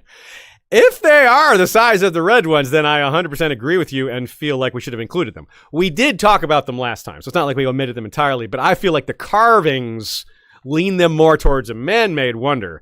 But if they are redwoods, personally, I think the redwood forest is a candidate for a modern wonder of the world now, a modern natural wonder of the world, because those things are just so freaking big. It's incredible. There's ecosystems in the branches. There's animals that live in the branch, like there's soil layers created by the branches of the redwood trees, that there's creatures that live up there their whole lives, never touch ground. And I'm not even talking about birds. Do we think the forest of Khor could be a candidate for trees like that as well? Maybe. Just mainly because I'm thinking of the climate. Yeah. Like the climate of the Summer Isles seems less redwood, less Good Northern point. California, and Khor seems more like neither is exactly 1-to-1 at all. But I don't know. I don't see Summer Isles as being exactly Northern California. You know, that's a great point, because I don't know what large trees grow in like tropical climates. Maybe banyan trees. I'm not Banyan trees are beautiful. I grew up with a banyan tree, a really famous banyan tree in Lahaina. I used to climb all over it as a little girl, all over the banyan tree. It's very much banned now. You're not allowed. But I grew up all climbing. It was the most magical experience, honestly. So yeah, I love that call. Those do grow in tropical climates and are very wondrous. The way that they all are merged, like banyan partly trees underwater, are incredible. and they're really cool. You're right. So that's and they're very important as far as like the preventing erosion and other things like that. So they also serve a great ecological niche. I will say, I haven't come across, I might have missed it, you guys know better than me, any mention of there being particularly tall trees in any of these forests. That doesn't seem to be pointed out as a feature of any of them. I agree. That big, but maybe not redwood big. You know what I mean? Another beautiful type of tree that could be represented that I grew up with in Hawaii are the eucalyptus trees, which are painted trees. They're referred to. It's like the painted trees, like that. When the bark peels off of these trees, it looks like a rainbow under there. It's so beautiful. They had them where I grew up on Lanai, all over. I have pictures of me as a little kid with them. But yeah, that would be also possible to be somewhere like the Summer Isles, and stunning. Anthony De Palma says, what if the old man of the river itself is a wonder, meaning the giant turtle? Because when he appears in Dance of the Dragons, Tyrion thinks gods and wonders always appear to attend the birth of kings. That's a great observation. He literally uses the word wonders there. And a turtle of enormous size, like a dragon-sized turtle, does sound pretty darn wondrous. However, I want to consider fauna a different category. Wondrous animals, I feel like that belongs in a different category. However, some people in the real world have pushed for animal type inclusion within the natural wonders of the world. For example, the great migrations of some of these huge bird migrations are included on some of the modern world wonder lists. And something like the great migration of the red crabs is a really fantastic and amazing thing. But personally, I would categorize that separately. I think there's enough that why are we trying to jam these all into 7? Let's just make a category for the most wondrous animals. Especially for our purposes. If we're going to do that, an episode on that for Westeros and Planetos, 100% that would be included. But it's easier if we have a whole separate designation for it. Fox and Bramble says, I wonder if the butterflies from Noth would be a contender under that 100%. category, right? So, like, I do think maybe in our unnatural wonders, we should have a little sub area where we just talk a bit about animals. Because I actually really do like the idea of, I mean, Lomas wasn't exactly scientific with this, so I think the idea of him being like old man of the river is what represents the Rhoyne isn't incomprehensible to me. Like that could be the case to me, even though like it doesn't make sense today to do that for our wonders to merge them. I could see him doing that. Yeah, he could, although it's got the big problem is he's very unlikely to have seen this big ass turtle. Like unlike Tyrion and the others saw it. They were like, wow, like the Yandel, Isilla and Yandri, Y names like Yallo, were just awestruck. They were gobsmacked. They were like, oh, we're blessed. It's a blessing. Like it doesn't seem like they had seen that before either, maybe only once or something like that. And they've been going up and down the river their whole lives, most of their lives anyway. Now, Dornish James says the quote about the caves with Norvos makes them think of the cave system of Gendel and Gorn, which we also mentioned. So we're on the same page there, especially with the wolves, bears, and giants idea of Gendel and Gorn's cave network going under the wall. Maybe they were too busy trying to find their way to make any cave paintings. That's what they say. And that's entirely possible. But yeah, maybe there are some cave paintings down in the Wormways. That would be really cool for us to discover that. Like, Ygritte took Jon to those like hot springs, and that's just one of many cave systems that must exist in that region. We know there's like the hot steam vents and things like Hardhome and Winterfell.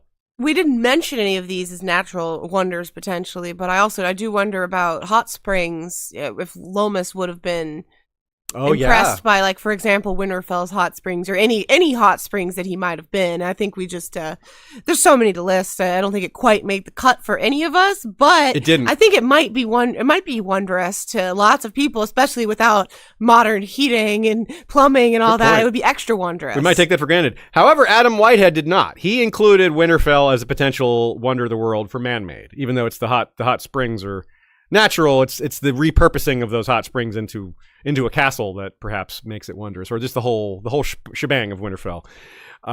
So at least someone that we're including here did see it that way as well. So you're right on, Ashea.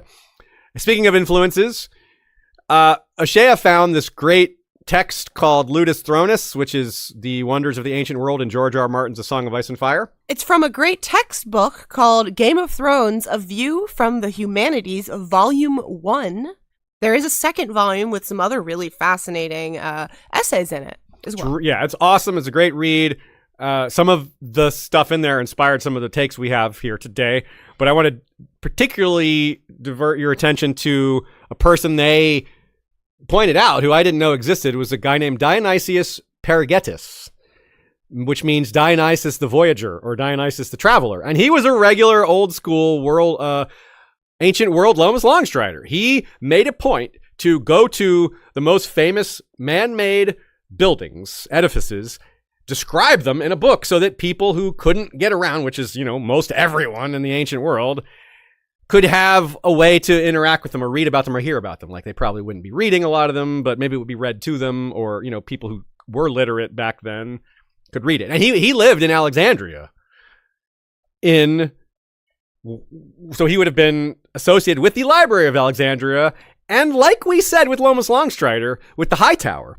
Maybe Lomas Longstrider wasn't that impressed by the High Tower because he grew up there. Likewise, Dionysius Perigetis wasn't super impressed by the Lighthouse of Alexandria because he grew up there.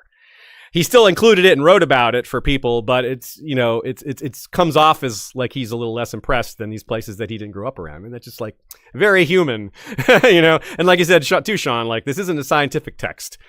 It's rational, it's logical, it's comprehensive, but it's not written by a scientist or an anthropologist or someone that has some deeper knowledge of some of these things. Or even someone who isn't one of those things still might come up with some parameters, right? Even if they don't have the exact background, but they could still decide it needs to be at least X height or have blah, blah, blah. But if any of that is in there, we're not privy to it. And it doesn't seem, even for the real world wonders, there doesn't seem to be an exact standard that's being measured that certain things meet or don't meet. It's largely subjective. Yeah. So if you look up Dionysius Perigetis, I think maybe we'll put the links in the description for y'all to find that. You can also click on a map that he made, which is really cool to look at this ancient world map, this version. So I like that. Oh, what's that? Oh, it's on screen. Great. Even better. Well, if you like what you see, I've just told you where to find it for yourself.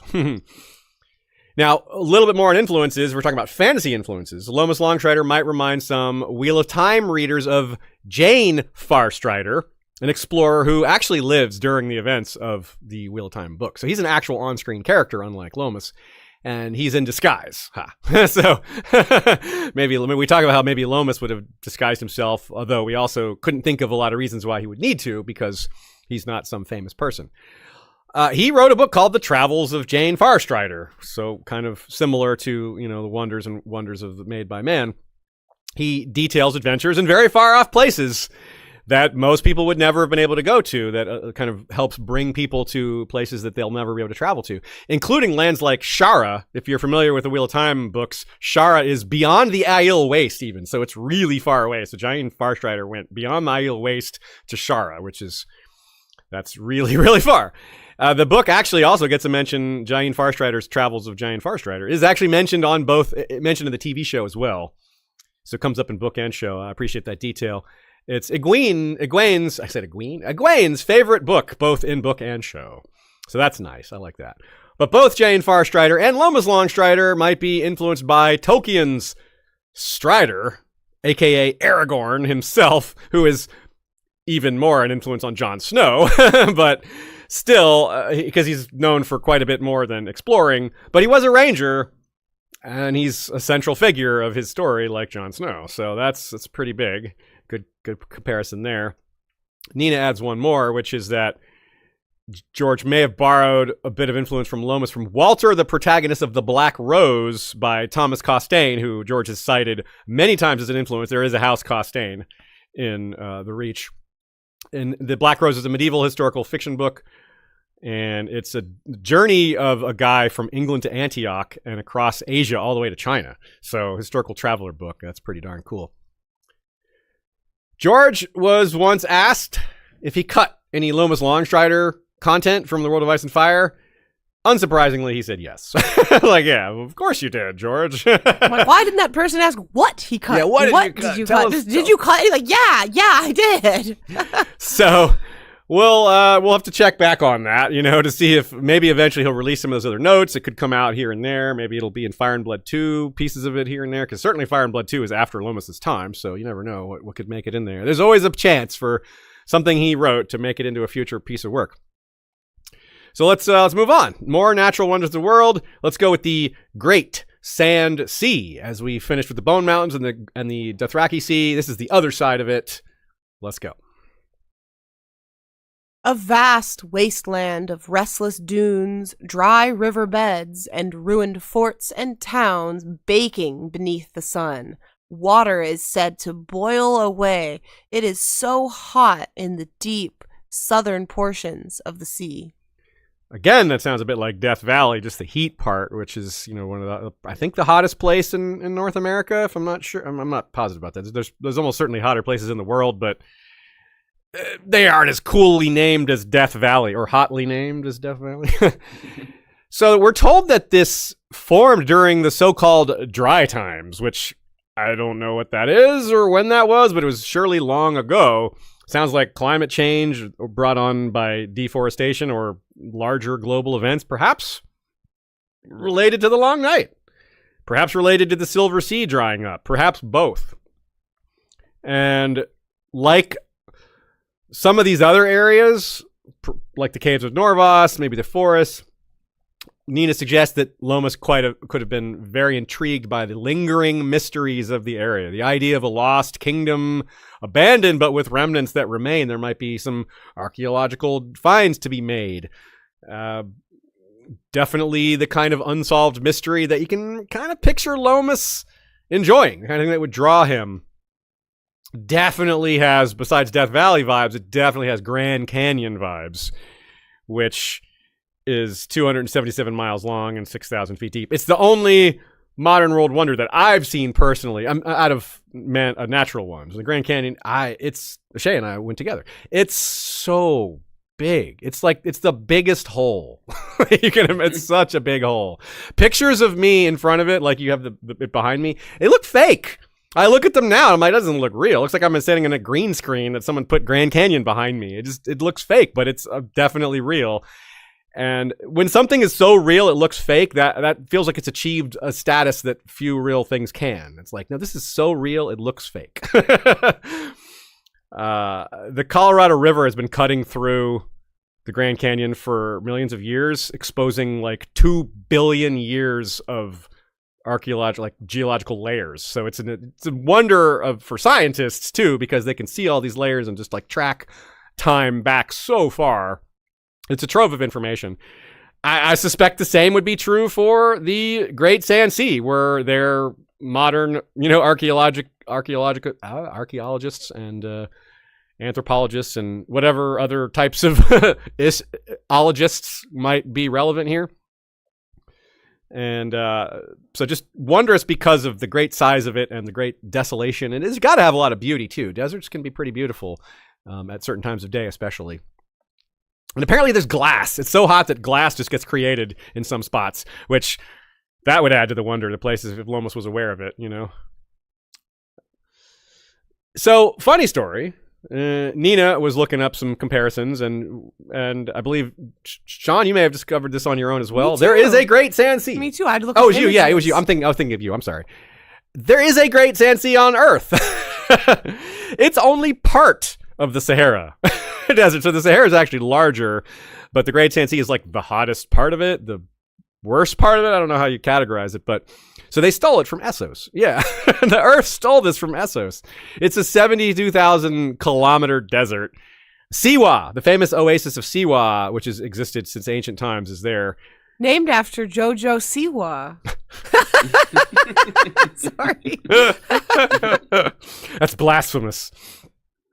Now, it's only recently been discovered by Europeans. It's only been only since the late 1800s, early 1900s have Europeans been allowed or able to explore it. Of course, the locals have been there for who knows how long. So obviously it isn't new, but in terms of people writing about it in a way that can be consumed by the world, it's a fairly recent discovery in terms of that sense. And it's huge. It's apparently, looking at the map, it's not as big as the Dothraki Sea, but it's pretty darn big. It's one of the largest geographical features on the entire planet or the known world that we can see. That alone makes it impressive, so you can see why it is a strong candidate for one of the remaining 6. Farther east of the Great Sand Sea, south of the 5 forts, so probably at the limits of where Lomas went, is the Bleeding Sea, named for the, quote, characteristic hue of its deep waters, supposedly a result of a plant that grows only there. This is a real world thing, right? It's algae and or bacteria. Scientists are still trying to figure it out. They're not entirely sure what causes it, but there are literally hundreds of lakes in the world that do this, that turn red or pink, but not always. They're not that way all year round. And they're usually very salty.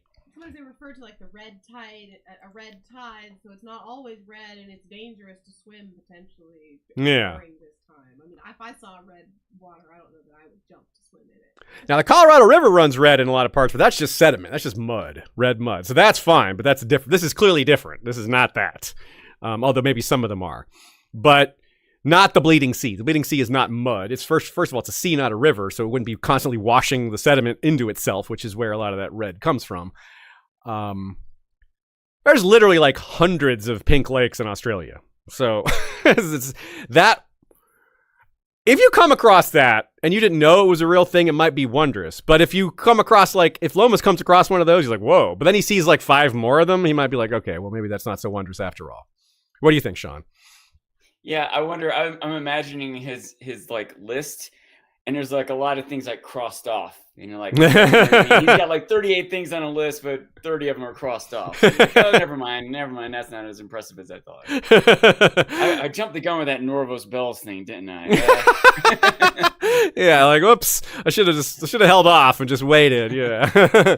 So this is pretty interesting. So this is one that's, like I said, still not fully understood by scientists in modern times, but clearly is a natural phenomena and not something unique to Essos.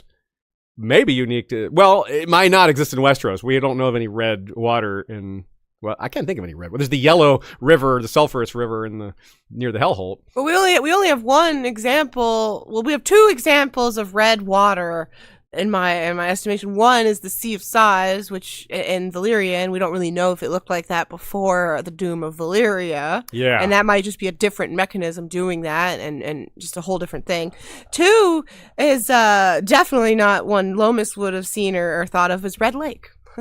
Oh yeah, but that was just red from the blood. That's a different thing entirely. It's not typically red, nor would it have been red when or if Lomas saw it. Yeah, Red Lake is a nickname. Apparently, it isn't red. It's like the sunset, or I think they make a remark that it turns red, that the blood has made it red. Like they're really? being exaggerating. They're exaggerating. That. I think after a fight, right after a battle, don't but it they? isn't something that like regularly happens. No, and I don't know. It has been red, and it might not have even happened then. To be fair, like they might have simply just been like being exaggerating about how many deaths happened at Red Lake that it turned the water red, but it might not have really been very red. Okay. I don't know. That makes sense. Yeah, like we definitely hear of other battles where like blah blah, there was so much blood the water ran red, or the Royan ran red, or the God's Eye ran. Yeah, there's other examples like that. So that's fitting. That's fitting. We have a little more on the Sea of Sighs in the Mantaris episode. That is a patrons only episode. We talk about concepts like magical fallout, like comparing the supernatural elements of the Doom to Chernobyl and other things like that kind of explain the Doom and what's still there, because Mantaris is seated right on the outside of the fallout zone of the Doom. So it's kind of like right on the cusp of being hit by the Doom, but not so much that it didn't survive. So it's kind of an unusual city that it's got a lot of the ancient heritage of Valyria, yet it's not one of the free cities. And it's also got that magical fallout that might be afflicting it, which explains why there might be some two-headed people there, which is said in a few places. So, very interesting. All right, let's move on to one of the more, I think, straightforward inclusions here, but some of y'all may disagree. Let's go with Adam Whitehead again for a quote here. Thanks, Adam. There are many great rivers in the world, but none quite like the Rhoyne. Starting as streams and tributary streams forming in the highlands, hills, and mountains between Norvos and Braavos, these soon combine into one colossal waterway. Already hundreds of feet wide, even before it winds its way out of the flatlands, the river still has 1,000 miles and more to run until it empties into the sea through 4 immense deltas. The river mouth at Volantis alone is 5 times the width of the Blackwater Rush at King's Landing, and that's only one of them. The Rhoyne is in fact so wide in places you can barely see the other side, making it more than a match for some of its inspirations, namely the Amazon, the Nile, and, of course, the Mississippi, the waterway that George R.R. Martin previously studied in depth for his classic horror novel, Fever Dream. Nice pun there, Adam. Waterway that he studied in depth. Good one, yes. That last part is fun for sure, because yes, I 100% agree. Nina agrees as well, wholeheartedly. The enormous Mississippi River is not only an inspiration for the Rhoyne, but we previously pointed out that Volantis is inspired by New Orleans in a lot of ways. Similar, like, rot, as described by the way George describes it in that period. He's not talking about modern New Orleans. He's talking about in the Civil War era. And the temperature, the climate, it's a very similar climate. And of course, it's a river delta, like a humongous river delta area. And Nina also quotes Tyrion here, which she says, "Yolo," shouted Yandri as the Shy Maid passed the point. "Tell me again of those Westerosi rivers as big as Mother Roy's," like being sarcastic, like, "I did not know." Yeah, so Tyrion was like downplaying it like he tends to do because he'd only seen some of those tributaries. But once he gets out on the main waterway, they're like, "Yo, what do you think now?" He's like, "All right, you got me. This is way bigger than I thought. You guys were right." He says it's way bigger than the Mander. Yeah, he just goes off on how impressed he is. So yeah, that helps. Its case is an inclusion in the World Wonder List. I feel like, true to George's form, he turned it up to 11. It's like Tyrion knew about the Mississippi and couldn't believe there was a bigger river. But George is like, what if the Mississippi and the Nile ran together? Yeah. And Tyrion's like, okay, I guess that's bigger. Yeah. That's so big. And it also adds to the mystique and impressiveness of the long bridge, which spans this thing. right? We talked about the Long Bridge last time. This is an example of what I brought up with the Forest of Khor, which is a potential wonder of the world with another man-made wonder of the world running through it in the Valyrian roads. Here we have a similar thing. Mother Rhoyne, probably a natural wonder of the world, with the Long Bridge, a man-made wonder crossing it or connecting both sides of it. So that's pretty cool. Like many of the candidates, worship, religious awe, and or other associated ideas are connected because deities are often connected to these places. Like, especially that's the case with bodies of fresh water, because that's where civilizations grow from in the first place, and there would be kind of a natural gratitude for the landscape that allows human life to exist, and not just exist, but thrive, because Mother Rhoyne is amazing. And so the Egyptians worship the Nile, and cultures in South America have worshipped the Amazon. Lots of people have worshipped the rivers that were the basis of their food, of their entire culture's existence in the first place. And so that's very true here, obviously. They worship the turtles, they worship the river, they refuse to live far away from it. You know, they had a religious connection to it when they had to flee. Some of them went back, which was not a good idea, but it goes to show how connected they were to their homeland. And that's all about Mother Rhoyne. They wanted to return to their mother, despite the dangers, despite the near certainty that it would go poorly. So this is just reflected by so many real-world cultures and fantasy cultures that they have a religious awe or wonder associated with a river or a lake, fresh water, basically. Compared to the real world, the Nile is the longest, 4,160 miles. But the Amazon, it has higher volume. It runs faster and it's deeper. So whatever, those are both two amazing rivers. But that's a good example of, like, both of those are just, they would, if you were voting on which is the most wondrous river in the world, they're both so close that they would take votes away from each other. Like, well, I only want to include one river, but which of these two? In Westeros, or in Planetos, no problem. Nothing comes close to the Rhoyne, as far as we know.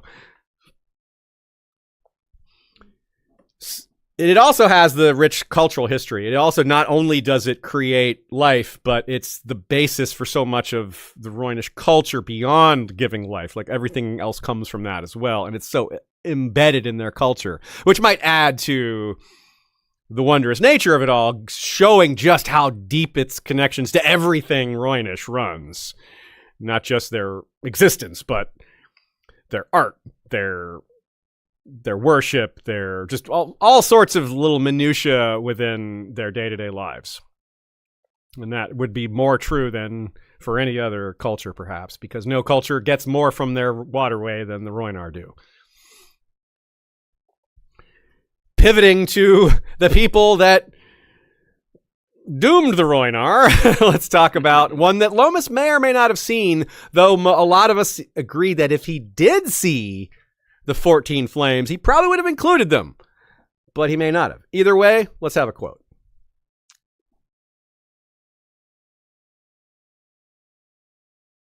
The burning mountains of the 14 flames were rich with ore, and the Valyrians hungered for it.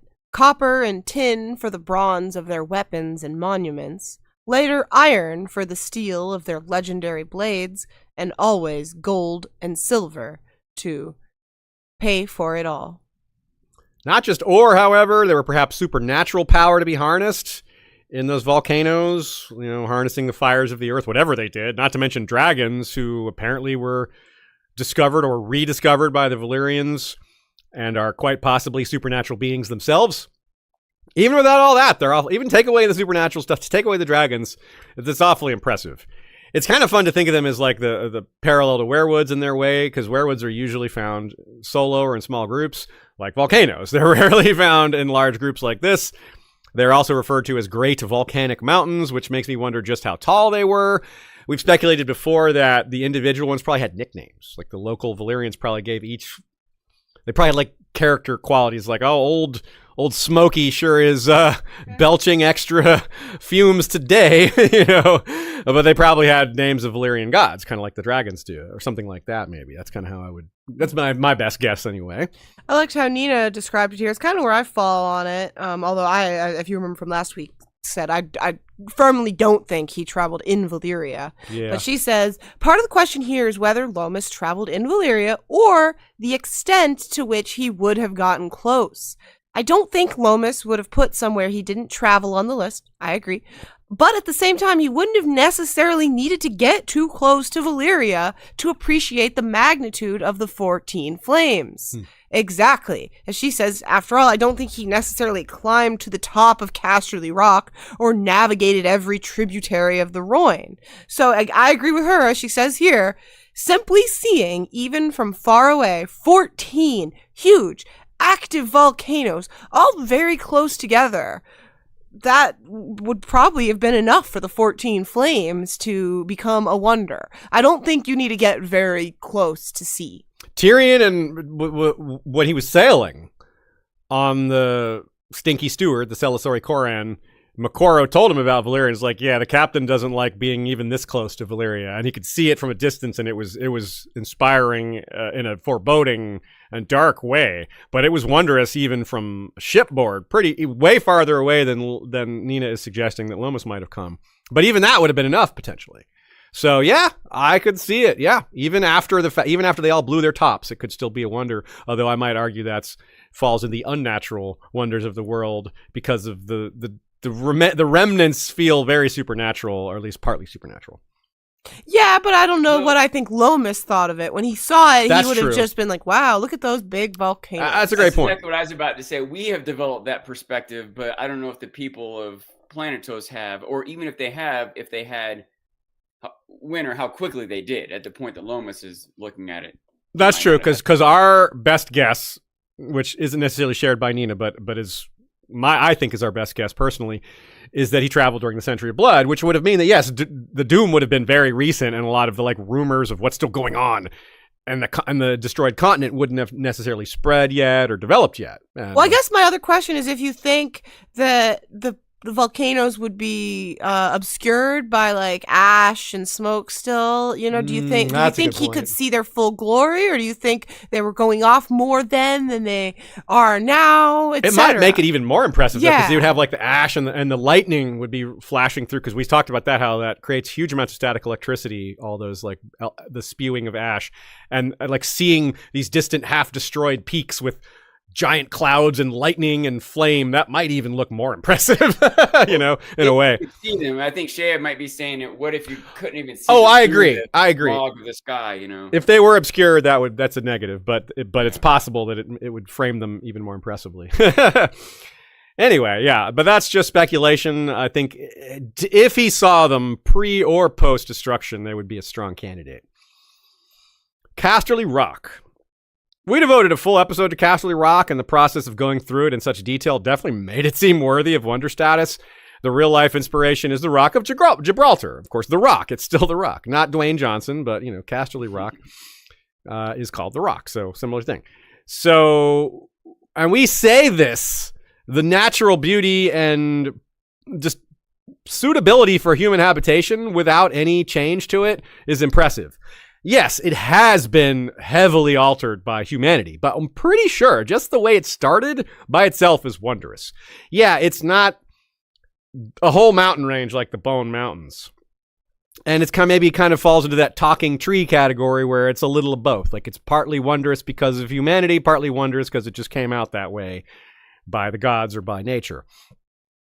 Or like the Eyrie, where the Giant's Lance is a candidate we have today, but we talked about the Eyrie last time as a candidate. It's the castle on top of a mountain, those two things kind of work together. It's also the view that makes it special. So that's also kind of a hybrid example where the beauty is partly natural, partly man-made. So Casterly Rock kind of falls in that category, but I think it's the only one out of these that has a strong candidacy without the man-made elements. Because just think of some of these qualities. It's taller than almost every skyscraper in the real world. It's 3/4 the size of the Burj Khalifa, which is the tallest building in the world. It's taller than the High Tower. It's 3 times higher than the Wall. It's a 200-foot high cavern that serves as a natural port. That's unbelievable for a human habitat. It's so perfect. It's you found a castle that was already built. It's like this castle just dropped out of the sky and was just waiting for humans to discover it and just move in. It's so perfect for humanity. It's not like an Everest where it's just foreboding and like people die, like 300 people a year die trying to climb Mount Everest. Like no one dies trying to climb Castle Rock. It's pretty well suited for humans. You know, maybe you get lost in those tunnels and can't find your way back, but you're not going to freeze to death or die of oxygen deprivation or whatever. Yeah. So it's also super wide, 7 miles from east to west, just as a standalone mountain, which it's maybe not completely standalone mountain, but it's amidst the western mountains and which are mostly hills. It really is by far the largest point, as far as we know. Visenya was awestruck by it. She's like, and this is a person that's not easily intimidated. She's like, woo, glad we didn't have to besiege that. Good thing we caught that Lannister before he got back inside. So that is pretty huge. It's also the fact that it's even the fact that it's mentioned in Ashai, despite the fact that it's mentioned wrong, or like it's a whole thing made of gold. The fact that they've heard of it at all is kind of telling. You know, they probably people in Ashai have probably heard of, like, I don't know, the High Tower, Castle Rock, the Wall. That's probably about it. Maybe they've heard of King's Landing, but King's Landing is only 300 years old. So even that, maybe they're not super familiar with. They probably are because it's a huge trading port and they're a trading port. But yeah, like Ashai people wouldn't be very well known about Westerosi geographical features, but they've heard of Castle Rock. It's so legendary / mythical / well known. Do you think there's an aspect where Lomas would have wanted to represent Westeros well, and so he might have been like, well, you know, maybe some other mountains are technically better, but let's play up our Westerosi pride. This is the best. Like, if that's the only natural wonder, for example, in Westeros, he might have chosen it when he might not have otherwise, just to give Westeros something. That's a good point. But there's one other feature I didn't even mention, which is that not only is it so well suited for human habitation in both like land and sea, the great natural harbor, the defended port, all the tunnels, all the water and all the natural stuff, the gold, it has that too. It's also got enormous wealth. The best, according to George R. R. Martin, Lomas wouldn't have necessarily known this, but he would know the gold mines are amazing. He wouldn't necessarily know that, according to George, they are the best gold mines in the world, which is already incredible. And don't forget, folks, don't think of the show. Tywin says in the show that the gold mines are exhausted. That's show only. The book, Castle Rock, is still churning out gold like it always did. So Nina says, this is a literal mountain of gold plunked down next to the sea with with easy landing and all that. So yeah, just really impressive. Even without the human carving out of tunnels and halls and caverns, which would add to it, I'd say. So yeah, check out our episode on Castle Rock for more on that. But let's move on to the Giant Slants. Sean. Yeah, just sort of a segue between Castle Rock and Giant Slants. A couple points is that, you know, because both of them have a little bit of the combining man-made element connected to them, and so I'm thinking about in the real world the Christ the Redeemer statue at the top of the bay of Rio de Janeiro, and that was chosen as a natural wonder. And a man-made wonder. Christ the Redeemer also is one of the new man-made wonders. Gotcha, yeah. And so the combining of the two might help get the count, you know? Oh, yeah, yeah. And that's something I think Castle Rock and Norvos. And the Giant Slants have in common. What's okay. that? I said Norvos because they have two wonders there, but you were... well, yeah, Norvos too, but you know, but they're both mountains with man-made structures incorporated into them, and I think Castle Rock. Another factor when you're talking about mountains, like you know, like the Bone Mountain seems so much more immensely massive, right? But whatever the tallest peak in the Bone Mountains is, doesn't stand out on its own as much because it's just part of this huge mountain range. Yeah. Right? Where Castle Rock and the Giant Slants might stand out a little bit more, maybe Castle Rock even more so, because I think the Giant Slants is more part of a mountainous area, right? And Castle Rock kind of rises up on its own. But it is interesting to note that is one way, or I guess there's multiple ways to measure mountains. Like everyone kind of knows that Mount Everest is the tallest mountain. But it is part of the Himalayas. And so some mountains appear larger because they're more independent. And that's like another measure of mountains is how tall they are relative to the land around them. Mount Everest is still the tallest. Yeah. By the way. That's amazing. And there's another mountain, I think it's in Ecuador, which in a way is taller. Like if you were from in space looking at the profile of Earth, it would jut out more than Mount Everest just because Earth isn't a perfect circle. And so the warp of Earth toward the equator actually makes it like closer to space or closer to the sun. And I hope I'm saying this right, Ashay, but Mauna Kea is a mountain in Hawaii. Yeah, Mauna Kea, yeah. And all those other measurements are above sea level. But from base to tip, most of Mauna Kea is below the ocean. But if you measure it from the base of the ocean to the top, it's the tallest. Yeah. Above ground, Denali in Alaska is the tallest. But I point all this out because there's different ways you could measure or even observe whatever the measurements are. Like, I don't think George or the people of Westeros know these exact measurements. No, yeah, but definitely when they not. look at it, kind of like we're saying, this is kind of subjective. So, which of these looks more impressive?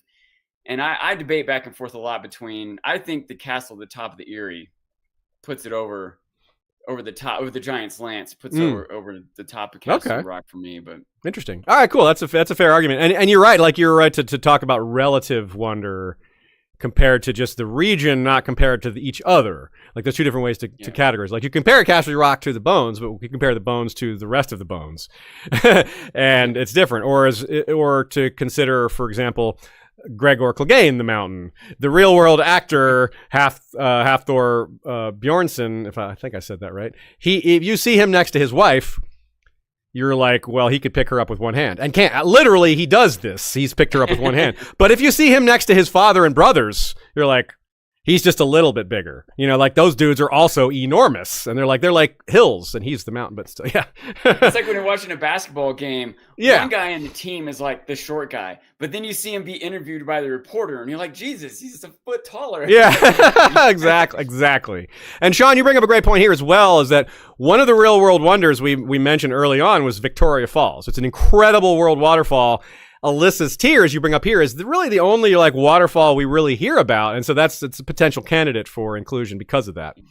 I didn't say that, but that is the reason in the end I'm going to pick the Giant's Lance, because there's no other waterfall represented on our list, and there's a bunch of waterfalls that are contenders in real life. They're all, even ones that aren't the biggest or whatever, still are beautiful, majestic when people come upon them.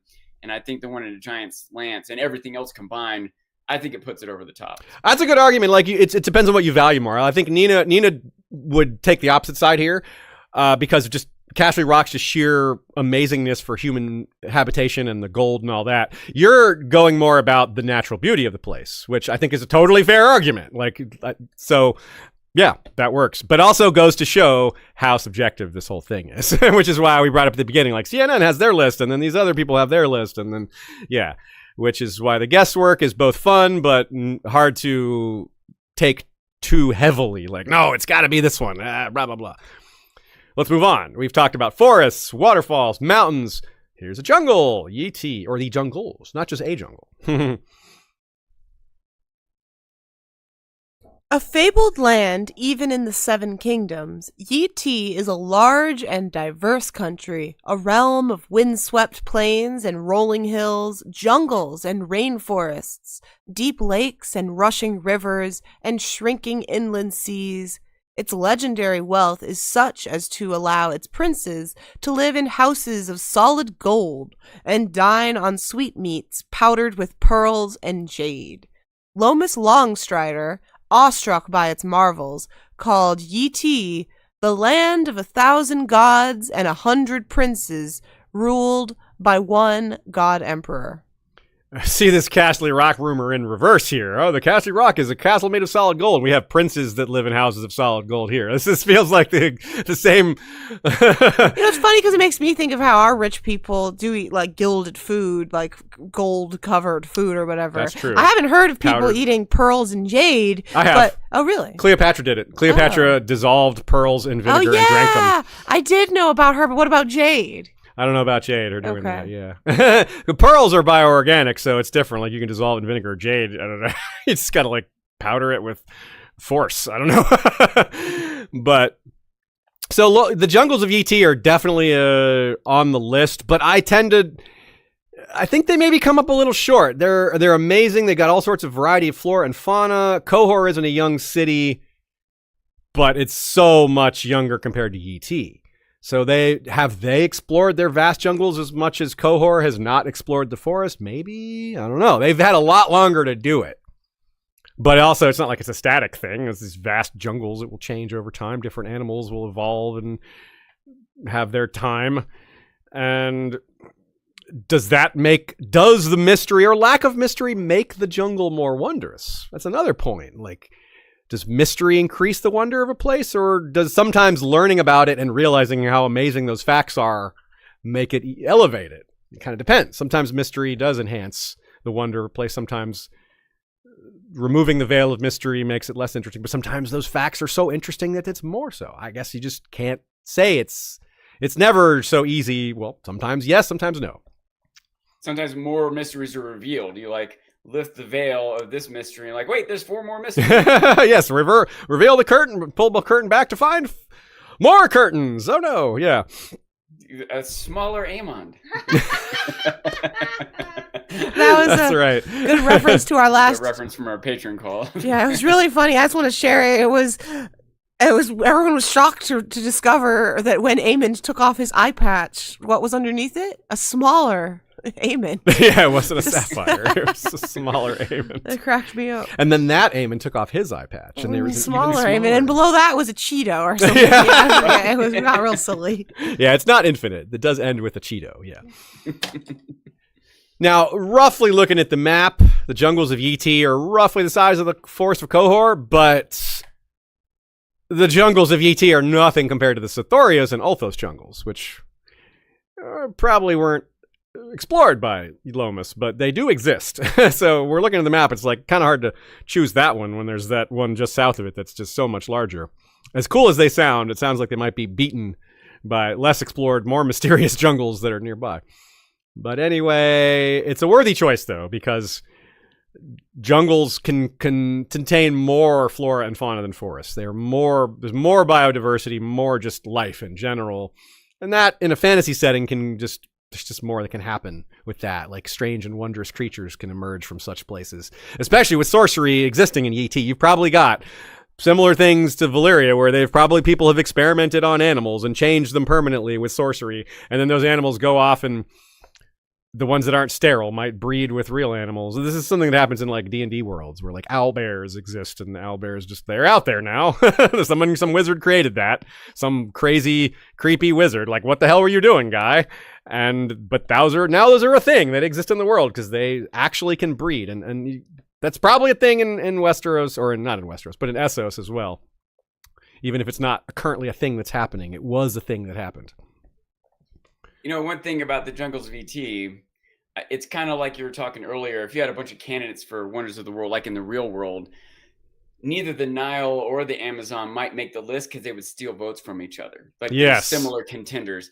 I think ET has that problem with some of these others, the Forest of Khor, or even to segue into the Isle of Ling, I agree, yeah. Which let's do that. Well, here is what the Isle of Ling, which is just south of ET, used to be part of ET. It was ruled by ET. The people are connected anthropologically. There's some, ethnic connections, but they have diverged in some ways. Let's hear what Loma said about it. Southeast of Yin, surrounded by the warm green waters of the Jade Sea, the verdant Isle of Lang is home to 10,000 tigers and 10 million monkeys. Or so Lomas Longstrider once claimed. The great apes of Lang are also far famed. Amongst them are spotted humpback apes said to be almost as clever as men, and hooded apes as large as giants, so strong that they can pull the arms and legs off a man as easily as a boy might pull the wings off a fly. That's pretty darn strong. If you've ever seen a video of an elephant just pulling down a tree with their trunk, they can just pull a whole tree down. That's what I think of when I think of apes that can pull legs and arms off of a person. Thinking of King Kong. Yeah, King Kong. Yeah, why not? Think of King Kong. It's a pretty good match. Yeah, why not? So Leng is clearly a place of great interest. There's lots of cool stuff there. The jungles are impressive. It's just like Yi, the whole island is covered with jungle, though probably not more impressive than the Yi jungles, although what's in them might be, and I don't mean the fauna, but that's impressive too. I mean like some of these ancient cities that might even be older than some of the Yitish cities, which so many of which have been sealed off by the rulers because people go in there and disappear or come back mad. Very much a Lovecraft reference. There's references to the old ones, which are a Lovecraft thing. That would be unnatural, however. So not wondrous, but not man-made, or not. Yeah, but not man, or is man-made rather, or perhaps made by some other creature, but not by nature, not by the gods that we know of. And the people are unusual too. They're kind of like a mix of the Sarnori because they're the tallest people on Earth, on Planetos, the Yitish are, but they have golden eyes, kind of like the children of the forest. So they're like, they're a very unusual and sounds like they're very attractive people, tall and, not obviously tall alone doesn't make you good looking, but the eyes and all that, like that sounds pretty cool. So people have spoken of that Lomas speaks of that along those lines of their people being perhaps a world apart, but still considers them human. They're not like some other race entirely, but there might be something else going on in their bloodlines. You never know. So there's a lot there, obviously, as I've said, but does it all add up to a wonder? There's no one thing you can point to. It's a really cool place, but I don't know what you would say is a wonder out of all this. I would pick Ling over a lot of the others, especially compared to the ET, because there he talks about like, oh, there's so many princes in gold. But here he says there's 10,000 tigers and 10 million monkeys. Like that's more natural. That's in that the wildlife sometimes itself can be at least part of why something's a natural wonder, like Komodo Island or the Galapagos Islands or something like that. Okay, so that's a good point. Because they're very different. Like you end up on certain islands around the world, you end up with microcosms of evolution and things develop very differently there. And so maybe Leng has some of that. Maybe that's part of why the people are the way they are, but you also have some of these animals that are different. And so maybe as a whole, it's a very wondrous country, but it's hard to point to one thing. If you say the fauna of Leng is a bit broad, especially because we're trying to, from my perspective, try to maybe separate fauna into a separate category and say, okay, well, what are the most impressive animals? Then you might include some of these in that list, but if you're separating them from like natural geographical features, I can see why it makes sense to separate that. And I also did argue earlier that you kind of need to be able to see it all at once to count it. And I'm only kind of arguing that, but that would keep this from counting if that's the case. It's a huge island. So Leng kind of reminds me of like a mishmash of Madagascar, New Zealand, and Sri Lanka, like these islands that are just off the coast of much larger continents that have some things in common with the mainland, but have quite a lot that's not the same. It's very different in terms of their biodiversity and some other things, some other factors. And they're also so big, I almost feel like it's not really fit. You can't just say like, Asia is a natural wonder. Well, yeah, exactly. Yeah, that's kind of wild. That's a little extreme, but you see my point. It's somewhere you got to narrow it down to like just this thing and not this whole massive area. I agree. All right. Next up is Marahai, perhaps the most obscure of these. A lot of y'all may not have even heard of it. The sea snake's description makes it sound like it could be a candidate, which is it's a pair of volcanoes, or like basically a volcanic island surrounded by like a crescent island. I'm pretty sure this is based on the Greek island of Santorini. Which is named for Saint Irene. And it has a similar shape. Santorini is a crescent with a smaller island in the middle. It's part of the Cyclades Islands, but it also has it was a volcanic island. It was believed to be the volcano that blew up there 3,600 years ago is believed to be what destroyed the Minoan civilization, which dominated the Mediterranean. We're talking about the people of Crete. And it's still the most active volcanic most active volcano in the Mediterranean region. Yet it's also a huge tourist destination because it's not believed to be dangerous at this point. So that's pretty awesome. Like you imagine like a volcanic island just like jutting out of the middle of the sea with this really unusual shape, and it's visible from a distance. However, given our guesses, at least my guesses, that I think Lomas preferred overland travel, there's a very good chance he didn't see this spot. It might not be famous enough for him to have been drawn to it. It's in the middle of the Jade Sea. It's not the most easy place to access. It's not like you can land there. There's no people living there as far as we know. So it would be like sailing there. It'd be expensive to travel there because you'd have to sail by it and do an expedition. Would you even land there, or would you just pass by? So it's got some logistical flaws as an inclusion here, though it sounds like it might be beautiful enough. I'm not sure. What do you think, Sean?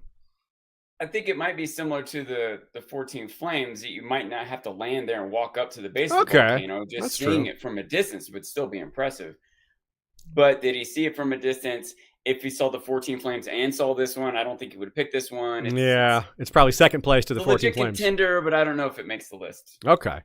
Another real-world comparison would be the Ring of Fire, which is a series of volcanoes in the Pacific that are connected along a fault line, I believe, and often kind of go off together or are emitting lava at similar rates. And I don't know a whole lot about it, but it's an awesome name, the Ring of Fire. We've talked about it a few times before. Can I say a little bit of a funny thing that happened to me? You must. I originally made our Wonders Made by Man map, cropped it to 16 by 9, which is landscape style for, YouTube and whatnot, as you would imagine.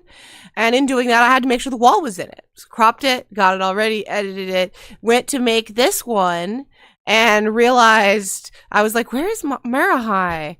It's exactly cropped out. Here's the Wonders Made by Man. I just switched to it. You can see it now that once the wall's visible, it crops out Marahai. I could not. It's not possible to do a 16 by 9 crop of Michael Clarfield's Westeros known world map with both the wall and Marahai. That's neat that they're kind of parallel. Like you got the volcanic wall and the sea, and land-based ice wall. They're kind of opposites. Yeah. So does Michael Clarfield know something we don't? So yeah, I think he does. But. So yes, if you notice in our Wonders Made by God's map, there's just no. I just had to not reach the wall. I was like, I was so bothered by it. Our final inclusion is the Thousand Isles. It's a distant archipelago. It's a distant archipelago far to the east of Ib, meaning north of Essos. It could be the site of an ancient civilization that is now gone, and it could be that they are long gone thanks to an undersea race like the Deep Ones. This one's more of an honorable mention to me. I kind of doubt Lomas even went there. Yeah, exactly. It's so far north. We're not even sure he went to the Dothraki region, and this is north of that, and it would take a ship to get there. And there's no ships in that region. You'd have to go sail like from Bravos or Lorath or something, because you wouldn't get the Ibbenese to take you there. They're pretty xenophobic, and they're not going to pay. Lomas doesn't have the money to pay some Ibbenese whaler to go all the way over there just for him. So I kind of doubt he went there. Also, even if he did, it sounds really cool as an archaeological wonder and its association with some of these supernatural other world, or maybe not supernatural, but just like non-human races that live beneath the sea. They're not even necessarily supernatural. They're just not human. But they might be supernatural. They might have sorcery of their own. They might have ways to get in our dreams or something creepy like that. But the sea snake did go there, and he's like, yeah, it's not really 1,000 islands. It's more like 300. And if you compare that to the real world, that's nothing. The Philippines is 7,641 islands. The Indonesia is over 17,000 islands. So this is really not much by real world standards. Then again, it's all relative.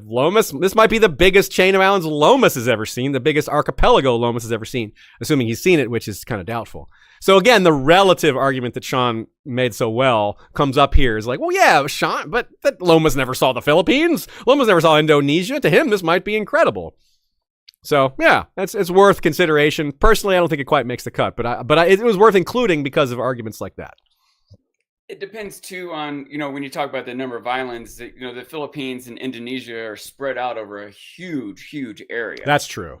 So, for example, one of the Seven Wonders, Ha Long Bay in Vietnam, it only has 300 islands, and they're kind of small, but they're also kind of concentrated. It's just a bunch of like little islands jutting up just enough for trees to grow on them, but there's 300 of them, but it's in kind of a small area. But when I look at the map, it doesn't look like the 1,000 islands are a small area. It seems like a similar Philippines huge spread out area. So it's another one of my arguments before kind of against it. He couldn't see this all at once. You know what I mean? Like it's even if he did go there, I don't think this one's going to make the cut for a bunch of different reasons. Right on. Fair enough. Okay. Well, let's do our final guesses. Start off with Adam Whitehead's. Wordheads, he was a big resource for us throughout this episode, so let's take his guesses first. Casterly Rock, 14 Flames, the Royne, the Bone Mountains, and the Great Sand Sea. Those are his top 5, and then he has a secondary list to fill that last slot, and the top of that list is the Forest of Khor. So we'll say he picks Forest of Khor for his 6th one, but he had a lot of honorable mentions, as do we. I'll go next. These are in no particular order. The Royne, the Bone Mountains, the Forest of Khor, the Great Sand Sea, the Great Grass Sea, and Casterly Rock. So I differ from him in that I don't have the 14 Flames, and I do have the Great Grass Sea. Now, if he saw the 14 Flames, and y'all made some good arguments to how he could have maybe seen them even after the fact or seen them from a distance that I didn't fully consider, but I'll stick to what I wrote here and say that if he saw them, he'd pick them, but I'm guessing he didn't. And I also kind of wanted to include the jungles, but because of the larger ones in Sithorios and Ulthos, I thought maybe they would be. That's a fair reason to keep them just out of the top 7. I'm going to make it tough on you, Zeus. Okay. Say you did include the 14 Flames. What gets kicked? Oh, gosh. If it's too hard, you don't have to answer. Probably the Sand Sea. I think the Grass Sea is more impressive because it's more beautiful, but it might be the Forest of Khor because, like, the forest sounds awesome, but if it's just like a forest and a jungle aren't that different, and we've already got these other huge jungles, so it feels like it's got comparisons that, like, there's no comparing to the Royne. There's no comparing to the Bone Mountains. And the Great Grass Sea and Great Sand Sea are pretty unique to themselves. Casterly Rock as well. Like, I can't, it's hard to not include Casterly Rock. So Forest of Khor seems like it gets the boot, which is what Adam apparently would do as well. Okay, here's Nina's. The Royne, the Bone Mountains, Casterly Rock, 14 Flames, Forest of Khor, and Great Sand Sea. So I think that's the same as Adam's, looks like, which fair play. She had she was doing the same thing with the superlatives kind of that we were, which was like she wanted to pick the caves of Norvos. Well, it's the deepest cave system that he's seen. The Royne, biggest river. Bone Mountains, biggest mountains. Casterly Rock, most impressive, like, singular feature. 14 Flames, biggest volcanoes. Forest of Khor, biggest forest. Great Sand Sea, biggest desert. So yeah, like the biggest X or whatever. Now that does leave a few out, like the biggest jungle and the biggest grassland. But you got to leave something out. There's no way to, right? Ashaya, you're up. All right. Mine are pretty similar. I also did it in order of likelihood. I started with the Royne. I just can't imagine a way the Royne is not there.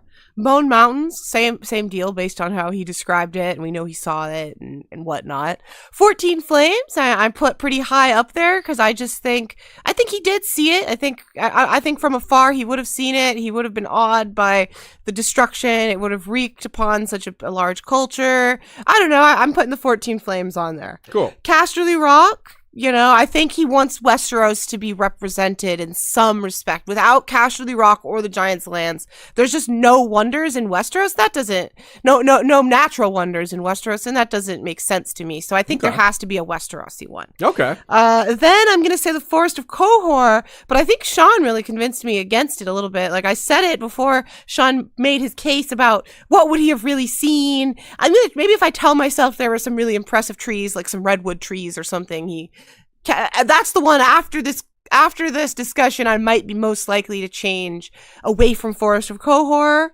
And I have as my last one the Bleeding Sea, which I'm just partial to again because I think if he went to the 5 forts, he saw the Bleeding Sea, and what a sight that would have been, like this blood red, this red sea, like at the base of these crazy forts, maybe. I don't know. I think it might have been particularly amazing. I don't know that I think these red seas and lakes are common throughout Essos and Westeros, even if we said they're common in our world. I don't know that I think there's many of them there. It might have been the first one he'd seen. Yeah, and it would be like, whoa. It would be very stunning, especially at the end of the world. You're at the 5 forts. However, because I don't necessarily think he saw the 5 forts, as I said in our last episode, I really want to think he did, but I don't know for sure. So assuming he didn't see the Five Forts or the Bleeding Sea, I'm going to say the Giant's Lance as my other one. So your eighth, your alternate. As my eighth. If I say no Bleeding Sea, no Five Forts, I think the Giant's Lance, and I think Sean, again, convinced me here by arguing for Alyssa's Tears, by arguing for the waterfall, the stunning waterfall. Because it's a good argument, yeah. It's not represented elsewhere. There's not many water features in general. So I think that's, I go back and forth between it. I can be swayed a lot. And honestly, just looking at the map and seeing how things are concentrated a bit, I'm like, well, I feel like it's very empty over in Westeros' side, and I don't know that he would have wanted Westeros to seem so paltry. Good said. Those are good arguments. You're like really getting into Lomas's head, and I like that. That's a good way to think about it. Sean, tell us what you think. What are your picks? I did the hard thing and left Castle Rock off. Ooh, that is hard. That's tough. Is it eighth? Did it barely miss the cut? Yes, I think it would be eighth. There's a couple like if then kind of choices I'd make, like 14 Flames, assuming you saw it. Yeah. I think if you didn't see it, then Castle Rock gets in there. Okay. Bone Mountains for sure. I picked the Giant's Lance, the Great Sand Sea, and then I picked the Island of Ling. Nice. I think we all picked the Roy, but I think the wild. I kind of talked myself into it, thinking about all the wildlife that he was referencing there. That made me want to pick that one. So. Cool. Right on. Well said, everybody. Now, as for our Facebook group, I also put up a poll in our Facebook group. That's just facebook.com/History of Westeros. You can find that group. We got over 3,000 members in it. It's a pretty active group. Lots of good discussions and occasionally fun stuff like this to participate with. Technically, that's the link to our Facebook page, but that'll get you sent the right way. My bad. Go to our Facebook page. You'll find our Facebook group. Yeah. Thanks for the correction. Yeah, that's good. So this is in order because this was a multi-choice poll. So in order of most picked to least picked, top 7. The Royne, 14 Flames, Giant's Lance, Mother of Mountains / Womb of the World, Bone Mountains, and Casterly Rock. So the Facebook group liked Mother Mountains, Womb of the World as an inclusion, unlike the rest of us. Otherwise, it was some of the similar ones. They didn't get their image choice downplayed by Aziz. It's true. They didn't have that argument staring them in the face there. Yeah, like this one did. Yeah, this one kind of got off to a false start with that for this live version. But that is our episode, folks. That is, I hope you all enjoyed it. It's really fun going through these and guessing. We'd love to hear your guesses. Did we miss one? Is there something that we didn't include that maybe deserved it to be included? I'd love to hear that thought as well. And I'm curious as well. Another thing I'm curious about is if we'll see any of these that we have yet to see. Like some of them we've seen already. We're definitely going to see more of Casterly Rock, and we really haven't seen that much of it. We haven't been inside it really at all. So that's coming. I doubt we'll see, the Bone Mountains, but we might see, and we have seen the Royne already. We won't see the Caves of Norvos. We might get a little closer to the 14 Flames. It's possible. It's possible we'll see the Forest of Khor. Giant's Lance. I kind of doubt we'll ever see that again, actually, because it's winter now, and you can't go to the Eyrie in winter. Lang, unlikely we'll go there during the book, during A Song of Ice and Fire, but maybe if that Yee show happens, we'll get to see it there. Yeah, so a lot of these we will probably never see. We're definitely going to see more of the Great Grassy, because Dany's already there again. But yeah, so I'm curious to see if any of these other will pop up, actually, in A Song of Ice and Fire, or in future related properties, like other TV shows, or that could change our view of it. Maybe we'll get a really good image of the Mother Mountains to replace this kind of weak one. And then maybe people will think about it differently. Look at the shining waters of the womb of the world. Are you sure that's not a wonder? What real world lake enhanced by modern production techniques would they use to show that? I don't know. Anyway, Sean, a cat has been requested. I'll see what I can do. In the meantime, I will give you all the answer to this trivia question. What 3 roads pass through the Bone Mountains? It says 1,000 roads lead in, but only 3 lead out. Those 3 have nicknames: the Steel Road, the Stone Road, and the Sand Road. This question has a little bit in common with the 3 traditional offerings of the Dothraki. I forget what they are, but they all start with S. It's like silk and seed and steel, silk. Or was it? God, I mixed it up because I did the trivia. I came up with the trivia options, and I made it confusing on I made it so confusing that Aziz got it wrong. Yep, I got it wrong. But one of them is definitely seed because I find it very dirty. Yeah. I know that's not what they mean. Yeah, they mean but agriculture. Yeah. I will never forget that one of them is seed. Yeah. On the other hand, the Dothraki don't like farming, so like, why do they care about seeds? Maybe it is the inappropriate version you're thinking of. But also, there is a Silk Road, but it kind of merges with the Sand Road. The Silk Road only exists on the eastern side of the Bone I think Mountains. it's Steed is the other one. Silk, Seed, and Steed. No, I gotta look this up. Yeah, I'll have to look it up later. Either way, it's pretty cool, and that is a good piece of knowledge.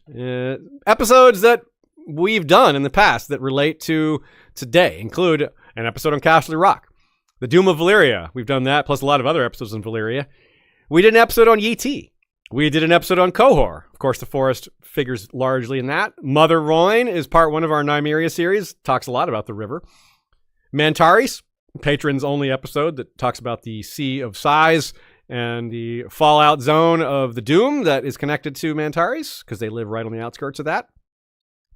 We have various other episodes that connect to some of these in ways as well that I didn't mention. We have so many episodes that I can't always remember which ones connect to what. But you all can point out that if you care to assist on that regard. And Sean is back with a kitty cat in arms, cradled like a little baby. And I got the answer. Seed was correct. We were wrong about the other two. It's salt, silver, seed. Salt, silver, and Not seed. silk at all. That's why it's so tricky. But salt, silver, and seed. Ah, salt. That makes sense. Okay. Yeah. Silver also makes sense. Cool. All right. We have a cat that is dangling by one arm and looking very cute. Cat's so well behaved. Yet another reason for y'all to have your video option occasionally enabled to see this cute cat. Jet's so good. Oh, look at those glowing eyes. Yeah. Thanks as well to Nina for her thoughtful guesses and assistance on takes on each wonder. As well, thanks to Joey, Jesse, and Bran for helping us with our intros and outros and video, both music only and video intros. Thanks to Michael Klarfeld for his maps and his video intro as well. And Sean is really trying to get his headphones on with one hand while holding a cat. It was really amusing to watch that happen. In fact, you did it very well, Sean, I think. Well, I didn't even quite do it. Can I say? I think, yeah, you got one ear on. Good enough. Are the 7 wonders of history of Westeros are 7 cats? We have 7 cats. We do have 7 cats between us. That's right. Yeah. So one day, as I said, we will do the unnatural/unknown wonders of the world. And as a teaser, I'll list off what we have so far for that. The giant toad statue, Yeen, the butterfly spirits, the Doom area of Valyria, the Sorrows, the Shadowlands, the caves of the children, the Greenseer Cave, whatever you want to call it, the Ghost Grass, the God's Eye, and whatever else we can come up with. This isn't a comprehensive list because these are just things that came to mind while working on this other topic. If you have other suggestions for that, hit us up. That'll be a future episode. It won't be next week, but sometime in the future. And we also maybe will do a fauna episode of some kind, a bestiary that'll include things as well that we talked about today, like those hooded apes of Lang and the millions of tigers and the monkeys and all that stuff, and whatever else might make our list TBD. Perhaps Sean's cat Jet will make the list that we're seeing there because of her amazing stillness and cuteness is pretty wondrous, I gotta say. But that's a discussion for another time. Cats, dogs, apes, and other creatures. So until next time, everybody, on behalf of Ashea, Sean, and Jet, and the other 6 cats of History of Westeros, we'll see you next time, and Valar, read us.